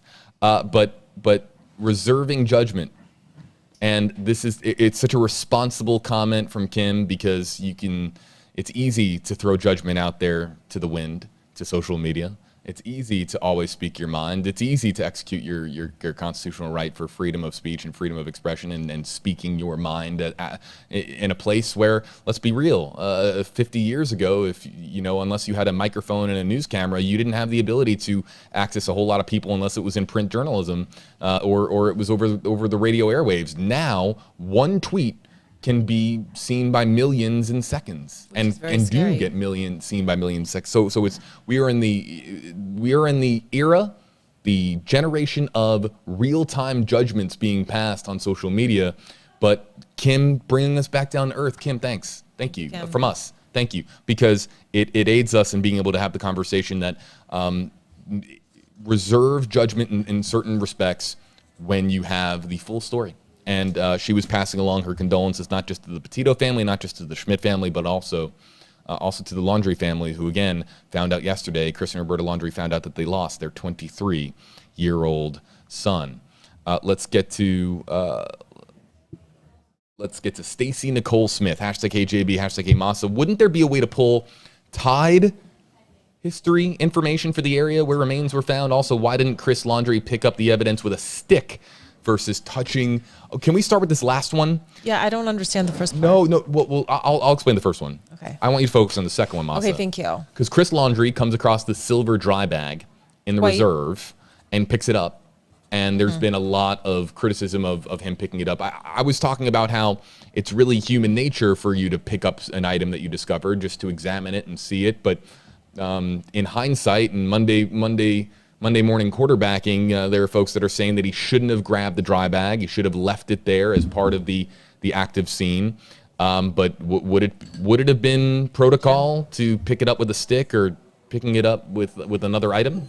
So as any of your viewers can also say, yeah, in general, if you've watched any show, any crime show, you know you don't want to like touch or mess with evidence. The explanation that Stephen Bertolino gave was that Chris Laundrie had zigzagged into the woods. Okay, I'm going to stop being super long-winded. He zigzagged into the woods. There was a reporter nearby. He didn't want to call out, for whatever reason, for law enforcement to come. So he picked it up because I guess maybe he was worried the reporter was going to pick it up. And then he went and he showed it to Roberta. She confirmed the items inside were belonging to Brian. But basically, the attorney's explanation is that he picked it up to protect it from the news person that was there. And Stacey, I'll answer the first part of your question. As far as tide history, this is so far inland that the tide of the Gulf of Mexico, which is the nearest large body of water, of course, if you're looking at a map, you're looking at the Florida Peninsula, that tide information doesn't really have an impact on the Carlton Reserve. It's more the rain that comes down from above. And there was significant rain in September. It was 75% just water. That wasn't just because a tide came in from the Tampa side of Florida. That was all from above. That was all precipitation from above. And also, when grounds are previously saturated, when water comes in from clouds above, rain clouds that swoop across Florida, then all that rain accumulates over the saturated ground, and before you know it, you're in waist-deep water. And that's not out of the ordinary for a place like the Carlton Reserve, but again, it was waiting for those waters to recede for these items and these human remains to become visibly evident to those that were in the Carlton Reserve. Let's get to the next video question. It comes in from Gwen, and we'll try to go, again, we're going to try to go as quickly through these as possible. That's so hard. Hey, JB, it's Gwen from Louisiana. I was just kind of curious, now that Brian's been found deceased, has anyone or has his parents said anything about a handgun being missing? I was just kind of curious now that his remains have been found. We love you, Gabby. May you rest in peace. Thank you, Gwen. And so the question is, do we know if there was a firearm involved at all, if there was a firearm in the possession of Brian Laundrie? Because let me explain where Gwen and other commenters have gone with this, is that if you have a firearm, you have the opportunity to do something harmful to yourself. No indication from authorities that a firearm was on that scene. I do believe if they've recovered a firearm, they would tell us. Let's get to the very next one. We're just going to continuously kind of pump them through here. And again, we had to vet a lot of these. And so if you sent in a video question, everyone, and you're asking, oh, here's the next one. Hi, JB. This is PJ tuning in. I didn't. Oh, it glitched out. Okay. Hold on. We'll play it back. I don't know why it glitched out, but we'll play it back here. It's from Australia. It's from PJ, so we'll get to that one in a second. But again, there's a process that if you don't see your video question, if you sent it and you don't see it, it's because either it just didn't make it onto our stream, or ask yourself, were there accusations, or was there anything that was that wasn't rooted in reality with the way that you formed your question or the way that you formed your observation? Or there was a lot of theories that were thrown my way last night that were just a little bit in left field. So you have to ask it in a way that, again, is rooted in reality. Okay, without further ado, PJ joining us from Australia. Hi, JB. This is PJ tuning in from YouTube in Australia. My question is, now that Brian Laundrie can't provide any answers for what happened, what might Joe Petito and Nicole Schmidt consider justice for Gabby at this point? Thanks for your coverage. It's been great. Thanks to PJ, and I'll just start here by saying that I haven't had that conversation yet with Joe or Nicole. I look forward to just asking them about what they think for justice for Gabby. But I'll say this again with the concept in mind that we can't stream forever, and we have to move on to other questions. That Joe and Nicole right now are so solely focused, or at least on the surface, what they are doing is so focused on the Gabby Petito Foundation that is their chief concern right now, that justice for Gabby is something that, and I would imagine that that in their estimations is something that is very much in the hands of law enforcement. They're letting the process play out as far as the FBI conducting their investigation. They know that the Justice for Gabby cause is ongoing, but they are very focused. I can speak for Joe and Nicole in that just in previous conversations with them that they are very focused on the foundation and trying to help prevent future tragedies. Mahsa, any comments there? I would just say, you know, having spoken to so many other families of victims, you want to try to find a purpose, and now they do have a purpose to try to prevent domestic violence and help other missing persons. So I think they're definitely working on their purpose, like JB said. This is an interesting question that comes in from Jody a moment ago on Facebook. We'll go over to Facebook, #KJB. How many times and who did the Petitos actually call Brian, both of his parents? So they called everyone that they could. Everyone. I know from talking to Joe that he called everyone that was in his phone. How many times? I don't know exactly how many times he called, but it was a lot. They were trying anything that they could to get a hold of the Laundries to find out what exactly had happened to their daughter, Gabrielle Venora Petito. Let's get to the next one, Mahsa, unless you have any comments here. No. You want to get to the next one? Next one. Okay, so the next one comes in, and the queue is loading of video questions and comments. We'll hit it here on the touch screen, and this one comes in from Tina. Hello to Tina, joining us on WFLA Now. Hi, JB. This is Tina in Indiana. I'm just wondering if the items that they found were found together, where the water was, or were they found separate? And it seems suspicious that the parents were there the same day they found the items. Tina's not alone, Mahsa, in believing that it was very suspicious that the parents go there and that federal search teams that have been fanning out in these areas for weeks can't find the remains, can't find the items, the articles in question here. The cadaver dogs can't pick up on the odor, the scent. But again, it's human remains that were found near these articles, and the question was the proximity of how close everything was found together. We know that Chris Laundrie found the white dry bag, and we know that law enforcement found the backpack and the human remains. So the backpack and the human remains were together in one area, and I believe that was off the trail. And also off the trail was the dry bag. We don't know the distance between. And I don't want to answer the other question because it's too long. The other part of our question about why now? I feel like I've explained it so many times. Right, and we have, and we're going to move on to the next one here, and it comes in from Alex. Alex sending in, again, video questions submitted to the WFLA JB Facebook page that have then just been, put through the vetting process, and this is the one from Alex. Hello, JB. My name is Alex, and I watch your streams from Denver, Colorado. My question is, do you think that law enforcement will charge Brian Laundrie with the murder of Gabby Petito? Obviously, Brian Laundrie is gone now, so I'm wondering, would there be any benefit to charging Brian Laundrie with the murder of Gabby Petito if they have enough evidence? Mahsa, typically we have a deceased person who is now at the center of an FBI criminal investigation. And the question is, if they determine or they have determined that Brian Laundrie is the responsible party for Gabby Petito's death directly, what happens legally from a federal investigation standpoint? So great question. I'll take my best shot at it. I don't think it makes sense to bring charges when the suspect is deceased. You bring charges when you want, to have an outcome, for them to plead guilty, for them to go to prison, and the suspect is deceased at this point. Certainly the family does have some civil options of wrongful death and so on. And we'll, of course, follow up on whether or not those civil options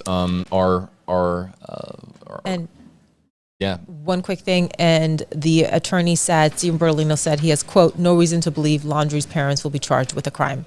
Go ahead.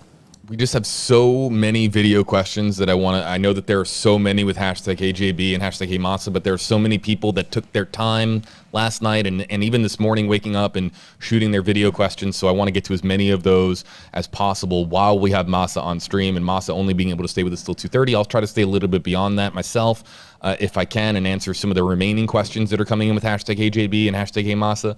But let's just continue firing away from the video questions that were sent in to, again, the WFLA JB Facebook page. This next one comes in from Kelly. Hey JB, I was just wondering if anybody's talked to Gabby's parents and made sure they're doing okay with everything that's came about the last couple days. I know it's hard, and I just was wondering if anybody's checked up on them. Very sincere comment. It's a very sincere comment. Just asking how the Petitos and how the Schmidts are doing, and of course, the media reaches out endlessly, trying to get comment and get interview. And when I talk to them, and I had back and forth conversations a bit with Joe and some back and forth conversations with Nicole. It's not me pressing them for an interview. Come on WFLA now, talk to us. It's more just checking in, seeing how things are. I grew up 15 minutes from where Nicole is currently residing. I did not know that. Okay. Yeah, and I grew up on Long Island. Hello, okay. East Meadow. I grew up on Long Island. So, and to our previous commenter, I spent a lot of time in upstate New York. I am most of my life has been spent in New York State. So I know this. I know. In fact, in talking with the family a good amount, there we have some very odd, strange, random connections that folks in Nassau County, Suffolk County would know if I talked about here on stream. But we got to continue kind of keeping the ball rolling down the road. The family, again, one more time, the family is, and I appreciate Kelly's comment. The family is just completely honed in on the foundation right now and trying to do good. And that's not putting up that's not them putting up a facade and that being just what they constantly point to know that they really do genuinely put a lot of work and a lot of effort and a lot of passion into the Gabby Petito Foundation, GabbyPetitoFoundation.org, and trying to help prevent future tragedies. Nicole is really grieving, and they're all grieving. They're all grieving. Joe is, I know from conversations with Joe, he is really trying. We talked about how he had a conversation with Governor DeSantis. He's trying to get things changed here in his home state of Florida. He's trying to get things changed. He's very much looking to help others, and that's a sentiment that is shared by the entire family. Mahsa, it speaks to just how they're trying to move forward and cope. Yet the only way that I could imagine they could cope is if they try to find some meaning, try to help other young girls. We'll get to some other comments that are coming in here. Maybe we could take one from written comments with #HJB or #HeyMahsa. Let's see. Okay, so yeah, this is I've never seen this one asked before. It's very interesting. First and foremost, from Janet on YouTube, #HJB. Why would they open the park to the public again? Yeah. They have opened. I just got the push alert from WFLA.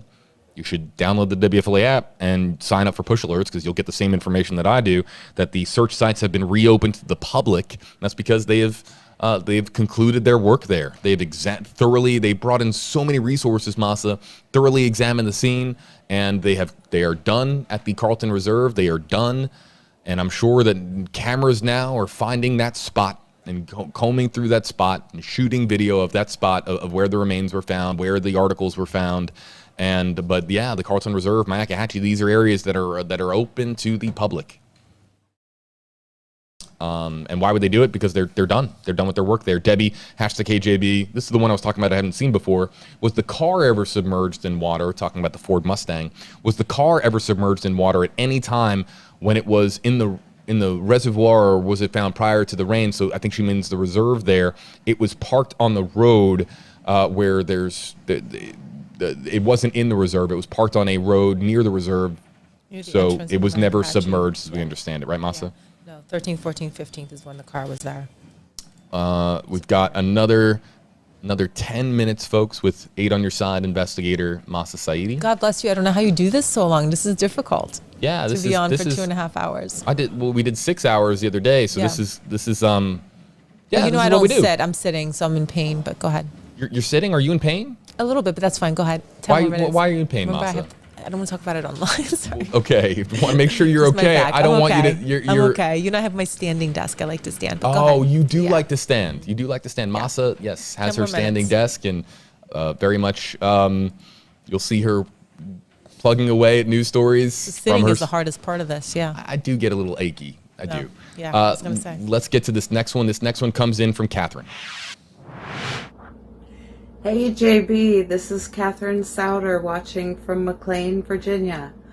My question is, do you think the FBI will ever release what was in Brian Laundrie's backpack and notebook? Or do you think only if it pertains to the Gabby Petito murder investigation? My heart goes out to the Petito family. My brother was murdered when he was 19 on spring break in Miami, and please send them my love. Thank you. Catherine, first and foremost, thank you for your courage there. That's to share that is that's very powerful, and to share a little bit about what has happened in your life. I'll say this. Wait, I was so taken away by Catherine. What was the beginning of Catherine's comment was, will the contents of the backpack, will the contents of the notebook ever be made public? And here's my, Mahsa, you being a former New York City prosecutor, you can best address this question, but my 2 cents on it are, or as I understand it rather, is that if they pertain to an ongoing federal investigation, if they pertain to the federal investigation directly, the contents would, in theory, could come out in time. But if it has nothing to do with Brian Laundrie's death, if the contents of the notebook or the backpack have nothing to do with Gabby or Brian's death, then they might just be personal effects, and they might never come to light. Is that accurate? Yeah, I think that's pretty accurate there. So while the investigation continues, obviously the feds are not going to release anything. If they end up, charging anyone with anything, then at some point we could have access if the contents of the backpack or the contents of the document end up being relevant. But outside of legal proceedings, so my best guess right now is it's possible that we'll never know. We might never know. Yeah. The contents of let's just go down the rabbit hole for a brief moment. Okay. If the contents of the notebook contain information to Brian's manner of death, if it is, in fact, if it is a suicide and there is a note in that notebook that indicates that it was, in fact, a suicide, would a suicide note ever come to light publicly? I've covered many cases that involve a suicide, and the notes themselves being released by government. I don't recollect many instances where the note itself, that is the last words and the final message of a human being before they are deceased. I don't have many recollections of a suicide case leading to post-mortem, leading to the release of those final words. Do you? So, out in Wyoming, like I said, they just do the cause, the manner of death, and the positive ID. Here in Florida, many more documents and much more information is released. We have really good sunshine laws, they're called here. Regarding, and we know that he died here in Florida. Regarding what's in the final autopsy report, I've tried to get this answer as I was looking into the Gabby Petito case. I knew we were not getting the final autopsy report, and I asked, hey, what is in the final autopsy report?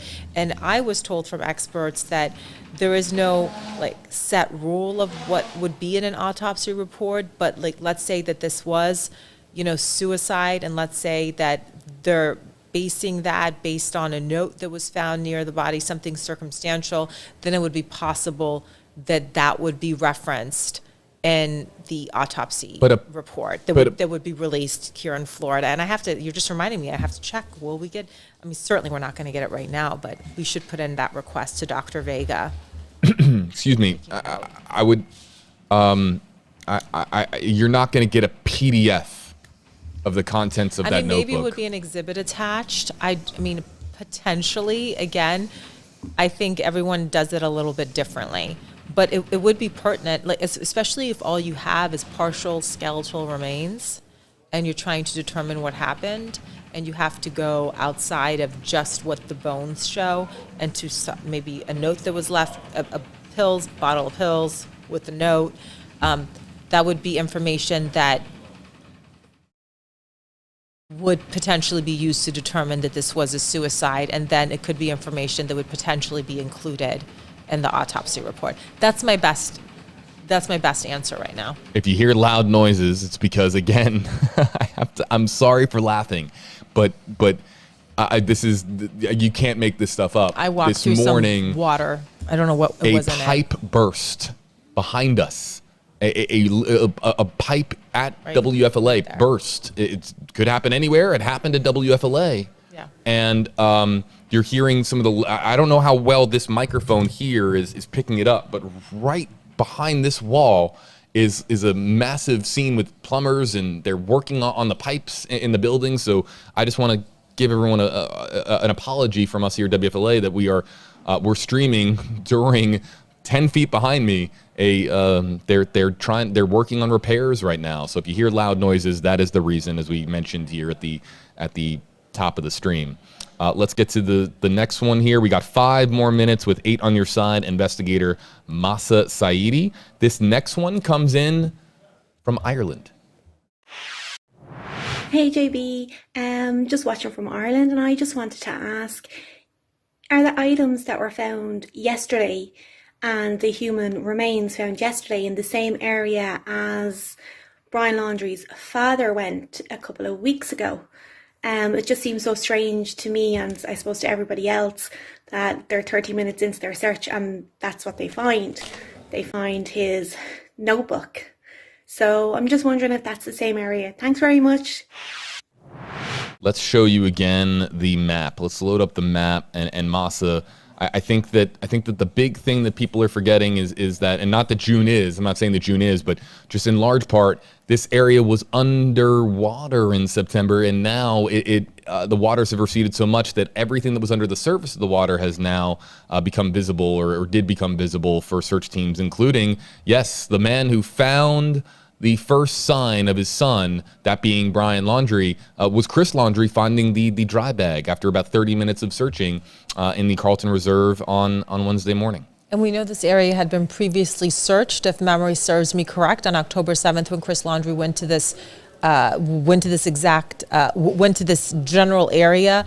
The attorney, I believe, said that he did not look at the beginning of the trail. And we also know that, according to the attorney and officials, as JB said, it was submerged underwater, which would explain why they were unable to make these discoveries at that time. Folks, there's so many comments on YouTube about Mahsa's expertise here and about just Mahsa, the journalist that we have here. I'm going to just let us know. So many kind comments, Mahsa, are coming in. I'm reading them. Yes. I know that Mahsa has this... Mahsa, you and I have talked off people stream. People are mean ones. People who are, you're very cognizant of some of the people online. Don't be so mean. That can be mean. They're not all mean. And there's a lot of, like Guess Who on YouTube who just said she is a darling. A darling. There's a lot of kind. I just want you to, before you leave here, thank you. I want you to know that there is an overwhelming amount of positive comments on social media for you. Well, look at that. I'm having a drink tonight. It's Friday. It is. It's Friday. I was going to have a drink anyway. Yeah. Let's get to one more video comment before we have to say farewell, because Mahsa, folks, has a job to do far as preparing her report. And she wants to stand up. Yeah. Let me stand up. Sorry, I know that you're just. We need to get a standing position. We do here at WFLA. That is next on our build for WFLA Now for our stream center. Cassandra's next, and she's asking about what is next. Hey JB, this is Cassandra from Massachusetts. Before I get to my question, I just want to thank you and the entire team for providing excellent coverage on this case since day one. You guys have been so respectful. You've answered so many questions, and I can't even begin to tell you how much I've learned just by listening to the live stream every day. So thank you. My question for you and the team is, now that Brian's been found deceased, what happens next in the case?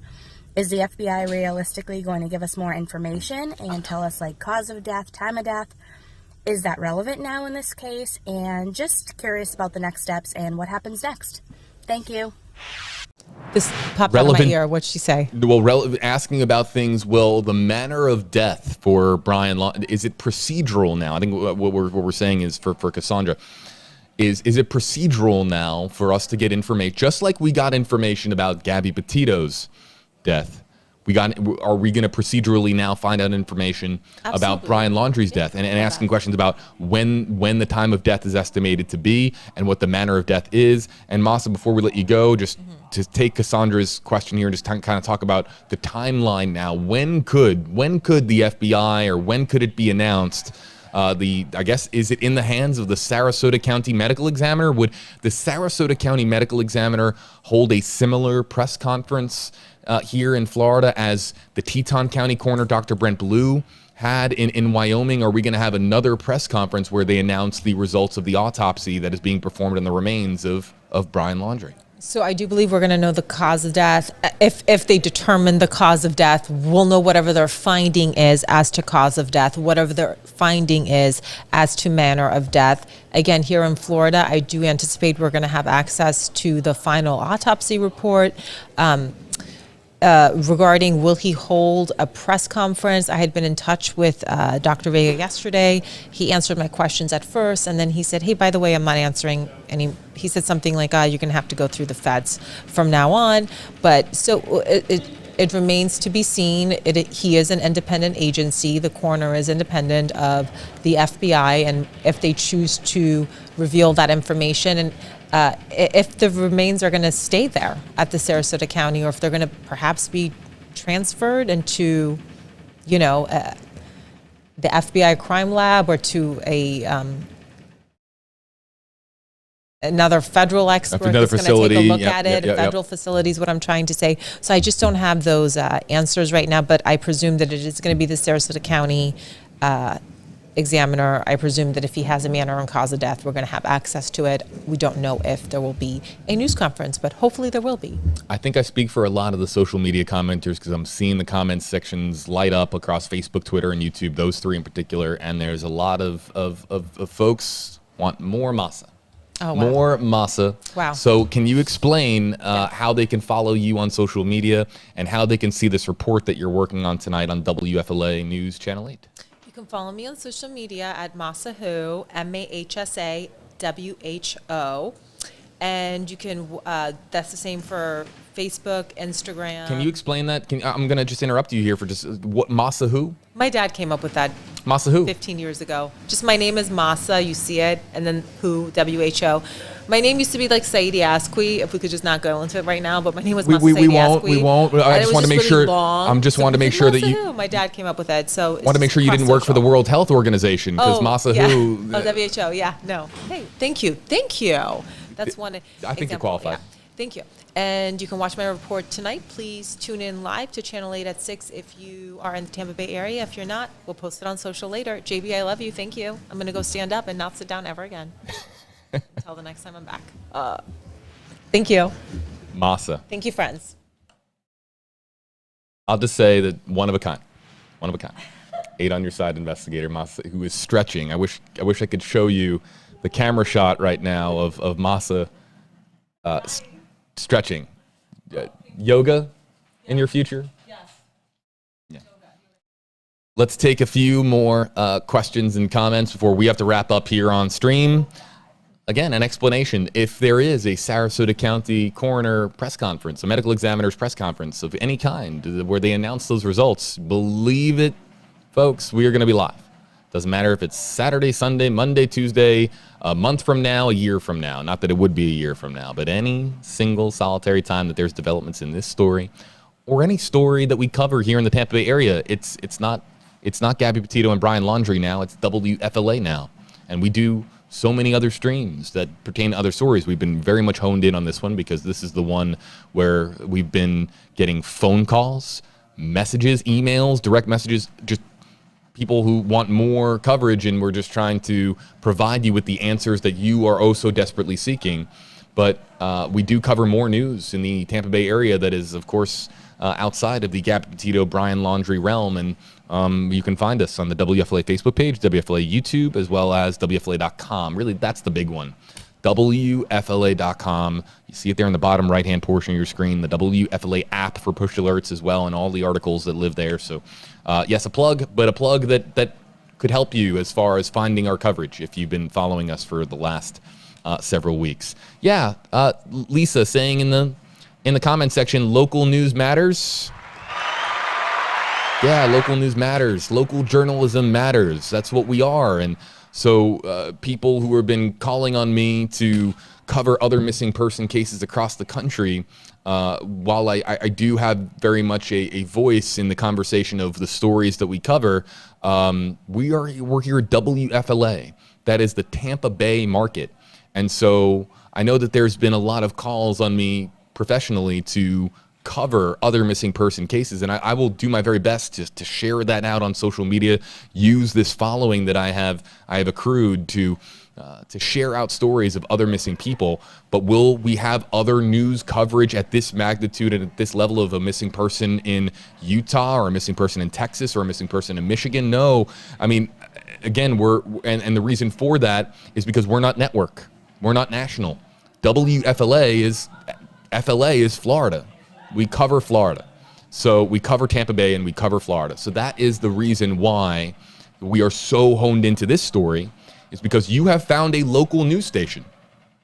And to our international audience, I'll just kind of give you a little bit of an explainer, because I think that people in large part in the United States understand this. However, they might get lost in translation elsewhere.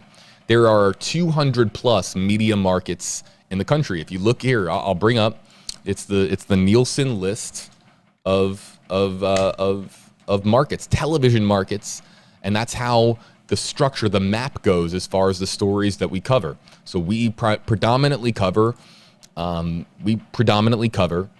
Tampa Bay area because we are the NBC affiliate in Tampa, Florida.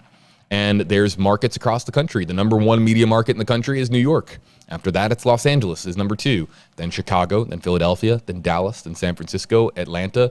And a reporter at a local news station, let's say the CBS affiliate in Atlanta, is going to cover Atlanta news. The Fox station in Philadelphia, the reporters there are going to cover stories that matter to folks in Philadelphia. So we're here in Tampa, and we are a local news station.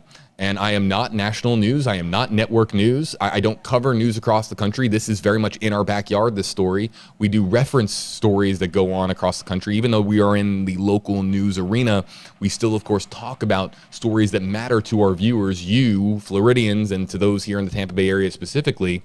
But we are very much, yes, you have found a local news station covering to us a local news story, but it is a story that crosses over so many state lines, and talking about Wyoming and talking about Utah, and of course the family, Nicole Schmidt and the Gabby Petito's family being in New York on Long Island. So there's a lot of different markets that get involved with our coverage. We've been working, for example, with Pix 11 in New York. That's our sister station. So that's kind of a little brief explainer as to why we cover this story so heavily, so much, because it's a story that matters to our Tampa Bay and Florida audience. And we will, of course, be committed to local stories first here at WFLA News Channel 8, your NBC station here in Tampa, Florida. Let's get to some more video questions. We'll try to get to the final. I don't think we're going to be able to get through the entire queue. There's so many. There's an overwhelming amount. We'll try to do 3 more if we can. And that last one came in from Cassandra. That means that coming up next is Jennifer. Let's, you know what? I think that we're only going to have time for 2 more. Apologies. I think we're going to do 2 more video questions. And then we're also going to do some more hashtag HeyJB. No, you can use hashtag. We'll look for hashtag Hey Mahsa. She's here in spirit. She's right over there, closer to where the pipe burst, where she's working at her computer. And yes, she is standing now. But let's get to this next one here from Jennifer. Jennifer is up next. Hey JB, Jennifer from Virginia. My question is, when does the protesting, the stalking, become harassment, the bullying? Are there any laws in place that can stop this towards this family and in this neighborhood? I think that we all wanted the answers to why they didn't answer Gabby's parents, but I feel like they have paid the ultimate price for their mistakes. So are there any laws to stop this in this neighborhood? Thank you. There's a noise ordinance. And if they stay within the decibel level of the town noise ordinance, they're not really breaking any laws. You're on a public street. But the concept of bullying, the concept of harassment is worth having. Do you feel that the demonstrations outside of the Laundrie home need to stop? I think Stephen Bertolino in his comments have been calling on those demonstrations to stop. This is a family that is now in grieving. And let's not forget that. I think that so many individuals who are so honed in on Gabby, and yes, rightfully so, but we also have two grieving parents here. Now, I know that the optics here, as far as the parents and their refusal to take any calls or any questions from Nicole Schmidt, from Joe Petito, from Gabby's family, that really vilifies them in the court of public opinion. But they, right now, folks, they are grieving. They are grieving from the loss of their 23-year-old son. So I will tell you this. To answer the question from, I believe, and let me just make sure I have the name right. Going back to the queue here, it's Jennifer. To answer Jennifer's question, it's if they stay within the decibel level, yeah, it's legal for them to be there. And then it really comes down to whether or not you believe it is ethically right for there to be demonstrations and chanting into the house by demonstrators that you've seen on just the live feeds that we've presented you with from Northport, Florida.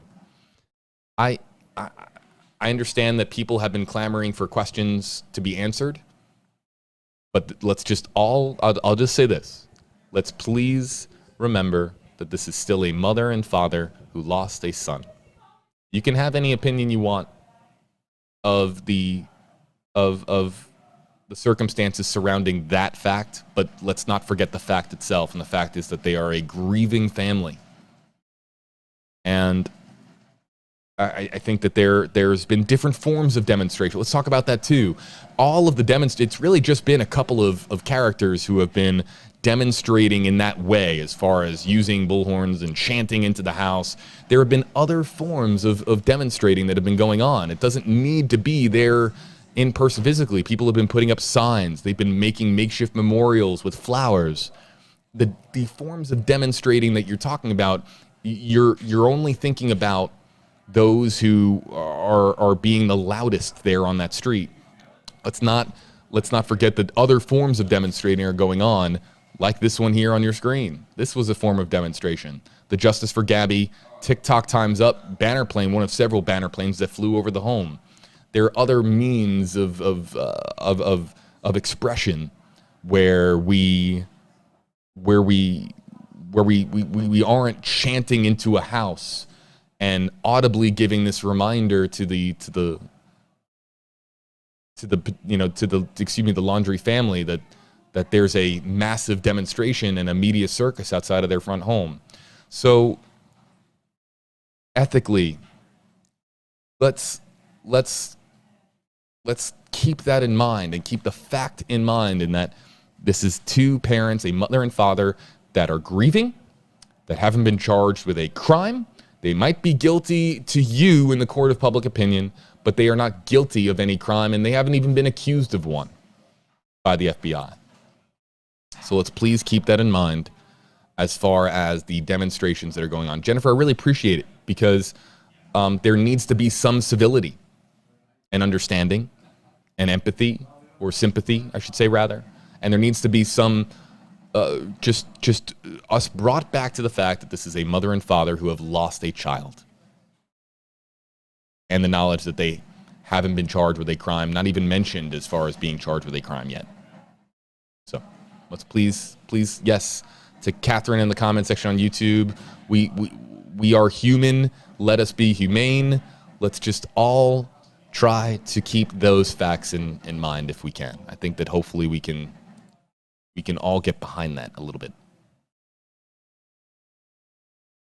But I understand that the optics of what I just said are contrary to me saying that everyone, I went on my little spiel earlier about how everyone has the right to freedom of expression and freedom of speech, and you have your right to execute that freedom of speech, and that, but doing so with some civility, I think is the moral conversation that needs to be had right now, and hopefully we're doing so and having that conversation here with you. And I see some other comments here. Let me remind you, folks, that if you are 100% convinced that Brian is responsible for Gabby's death, there is no guarantee that they knew. There is no guarantee that there are scenarios, plausible scenarios, where Chris and Roberta Laundrie had no idea if, in fact, Brian did do something sinister to Gabby Petito. There is a scenario where they don't know anything and that they are in the dark. And let's all just kind of keep that within the realm of possible. That is within the realm of possible. All right. Take one. I promised one more video question, then we have to get going. This is going to be the last question that we take. And I'm sorry to so many other video questions. You can, again, submit your video questions to the WFLA JB Facebook page in a direct message, and we'll try to get to them on the next stream. Provided that, of course, that will be, I don't know when the next stream is going to be. We stream based on developments, and we also try to stream just to have a conversation with our audience here and be part of the interactive journalism that we reference so heavily here in WFLA Now. Let's take this last one here. This last one from Jesse, out of, again, from the WFLA JB Facebook page. Hey, JB. Just a quick thought theory. Maybe when Brian got home on the 1st, he told his parents a totally different story than what happened. Possibly he told them that Gabby wanted to stay, and she doesn't like driving the van, so it would be possibly believable that he came home, maybe they had broken up, and she wanted to stay with new friends she met. Never know. But my thought is that if he told his parents, don't you think they would have wanted to hide the van instead of leaving it in plain sight in their driveway? So maybe they didn't know initially, but they definitely should have talked to Gabby's parents, because that makes them look suspicious. But just a thought. What do y'all think? That was a coincidence. I didn't bring up that question or comment. That was just the next one in the queue. I just see a name, and we put it up on screen. So it's very interesting that Jesse there talking about the other plausible scenarios here where Chris and Roberta Laundrie aren't fully aware of the circumstances of Gabby Petito's death. And yeah, talking about the van, Jesse makes some really good points here, some excellent points. And it's a good way for us to end here by reminding our audience and reminding all of you that we don't know, with Brian Laundrie being deceased, all of the attention now turns to the item, the notebook, yes. But really, the attention, I've seen it across the last 24 hours on social media, the attention is really honed in on Chris and Roberta Laundrie and what they knew and whether or not, because as far as the balance of this story, there's so many people out there that all that they want is charges to be filed against someone. Will someone have charges filed against them? That they just want, there's that clamoring for immediate satisfaction in charges being filed against someone with the last name Laundrie. We understand. Well, I see it. We understand it.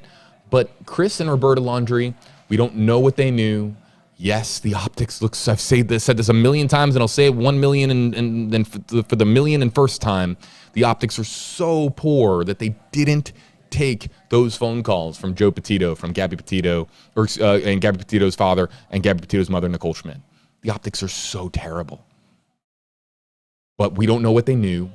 You don't know the circumstances surrounding exactly who is responsible for Gabby's death. There's just so much unknown, and we can only hope that the FBI will release more information in the days ahead, weeks ahead, and give us more insight as to what happened when Brian Laundrie returned home from Florida. We need more insight, of course, on what happened to Gabby.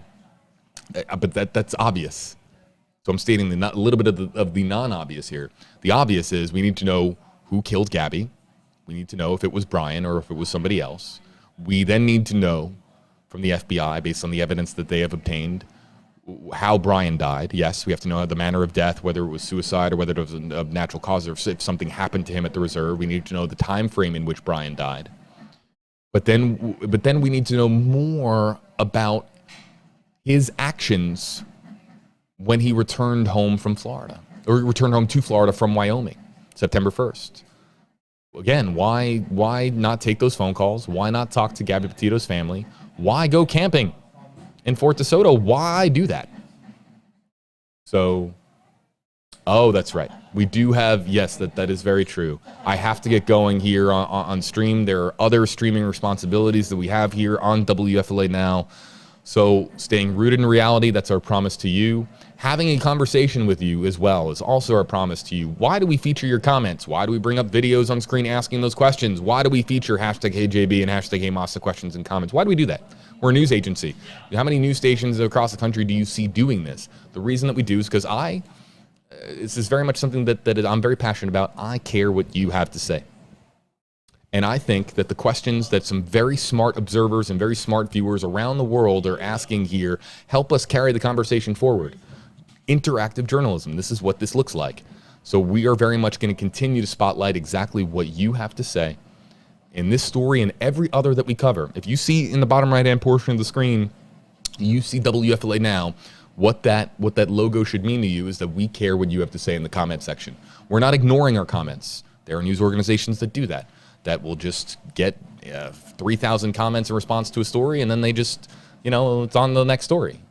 No, we're reading your comments. We are paying attention to what you have to say. We're paying attention to the questions that you want answered. And that's the interactive part of it as far as the journalism aspect, is that you ask questions, and then we are better informed as journalists to be able to ask the right questions on behalf of you, the people watching at home.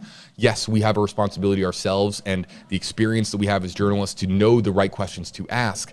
But when we are able to pool our resources together and know what our viewers are saying in real time, it is better. We're more informed on how we can best do our jobs to be the best news station that we can be for you. And that is our commitment to you here at WFLA Now. I really appreciate everybody joining us. More streams as they happen, of course, with developments on this story and others. But I want to remind you folks that you go to WFLA.com, you'll find everything from our hardworking team here. I think we're working on getting a camera shot together where we can show you our hardworking team. I wish you could see what I see right now, like right here. It's our extremely hardworking WFLA News Channel 8 team, your NBC station in Florida, and the WFLA.com team. Big shout outs to just the people that have been writing these articles that you've been reading. It's Heather, it's Alexis, it's Nathaniel, it's Dylan, it's Athena, it's Robert. It's so many on our hardworking team. Our reporters you see on air also writing these stories: Mahsa Saeidi, Walt Buteau, Justin Sheckard, all of them. So that is just a little bit of an explanation as to why we stream for hours on end and why we talk to you by having a conversation through the comments that you ask in our social media comment section. The next stream on this story will be when developments occur in this story, or when, of course, if you want more streaming, here's the best way to do it. If you're looking for more streaming coverage, we look at feedback on the WFLA Facebook page in the reviews section. I know that sounds crazy, but it's actually the truth as far as how I've asked our management team at WFLA for those wanting to give feedback on the job that we do at WFLA Now, whether it's good, bad, ugly, if you can't stand me, if you love me, it doesn't matter. Just the good, the bad, the ugly of what you think of our streaming product. Go to the WFLA Facebook page and leave a detailed feedback-based comment on what you think of the job that we're doing. We take that to heart, and that's the best way, because that lives on social media and will stay on the reviews page, the front page of the reviews page of the WFLA Facebook page. So that's for those wanting more streaming coverage, or if you want less streaming coverage, the good, the bad, the ugly of the job that we're doing. Go over to the WFLA Facebook page and leave us a review, and we will look for what you have to say as far as the feedback to the job that we are doing. So that's how you can get more streaming coverage. We are back live for any new development. If something happens in an hour from now, we're back live on WFLA Now. But right now, we're going to sign off for now, take a brief break. And for our entire team, they're working on the reports tonight for WFLA News Channel 8, your NBC station that begins with the 4 o'clock news in about an hour and 7 minutes from now. 5 o'clock news, 6 o'clock news, 7 o'clock news, 8 o'clock news. A lot of news that we churn out for our NBC audience, WFLA News Channel 8's audience on the television component, of course, of our station. And you can find that by clicking on your television and watching WFLA News Channel 8, your NBC station tonight. That's of course for folks in the Tampa Bay area. But if you're joining us from elsewhere in the United States, you can watch our newscast on WFLA.com, the WFLA app as well. And then also our international audience, they only have access to WFLA Now, as we understand it, here on our various social media platforms. Folks, I'll be checking to some of the comments of what you have to say across those platforms. I'll be checking out here in the hours ahead what you're saying on my WFLA JB, what you're saying on Facebook, Twitter, my WFLA JB Instagram account, Discord, hello Discord, Reddit, TikTok, all the various other platforms as well. YouTube, hello to YouTube. I'll be paying attention to what you guys have to say as we wrap up quite an eventful week here, the Monday through Friday business week at least, on here in the Tampa Bay area. Very curious to what you're saying as far as these developments that have occurred over the last 72 hours.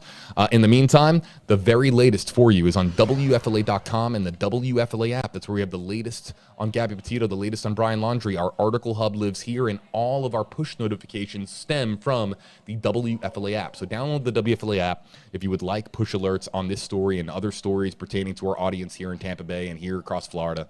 And, of course, our article hub by our award-winning team here at WFLA News Channel 8 is on WFLA.com. There's a hyperlink there that you can click on, and it'll take you over to all of the recent stories. And I'll tell you a little bit more about some of the stories that we have for you right now on WFLA.com that really are just a totally fascinating read. We have an article on WFLA.com.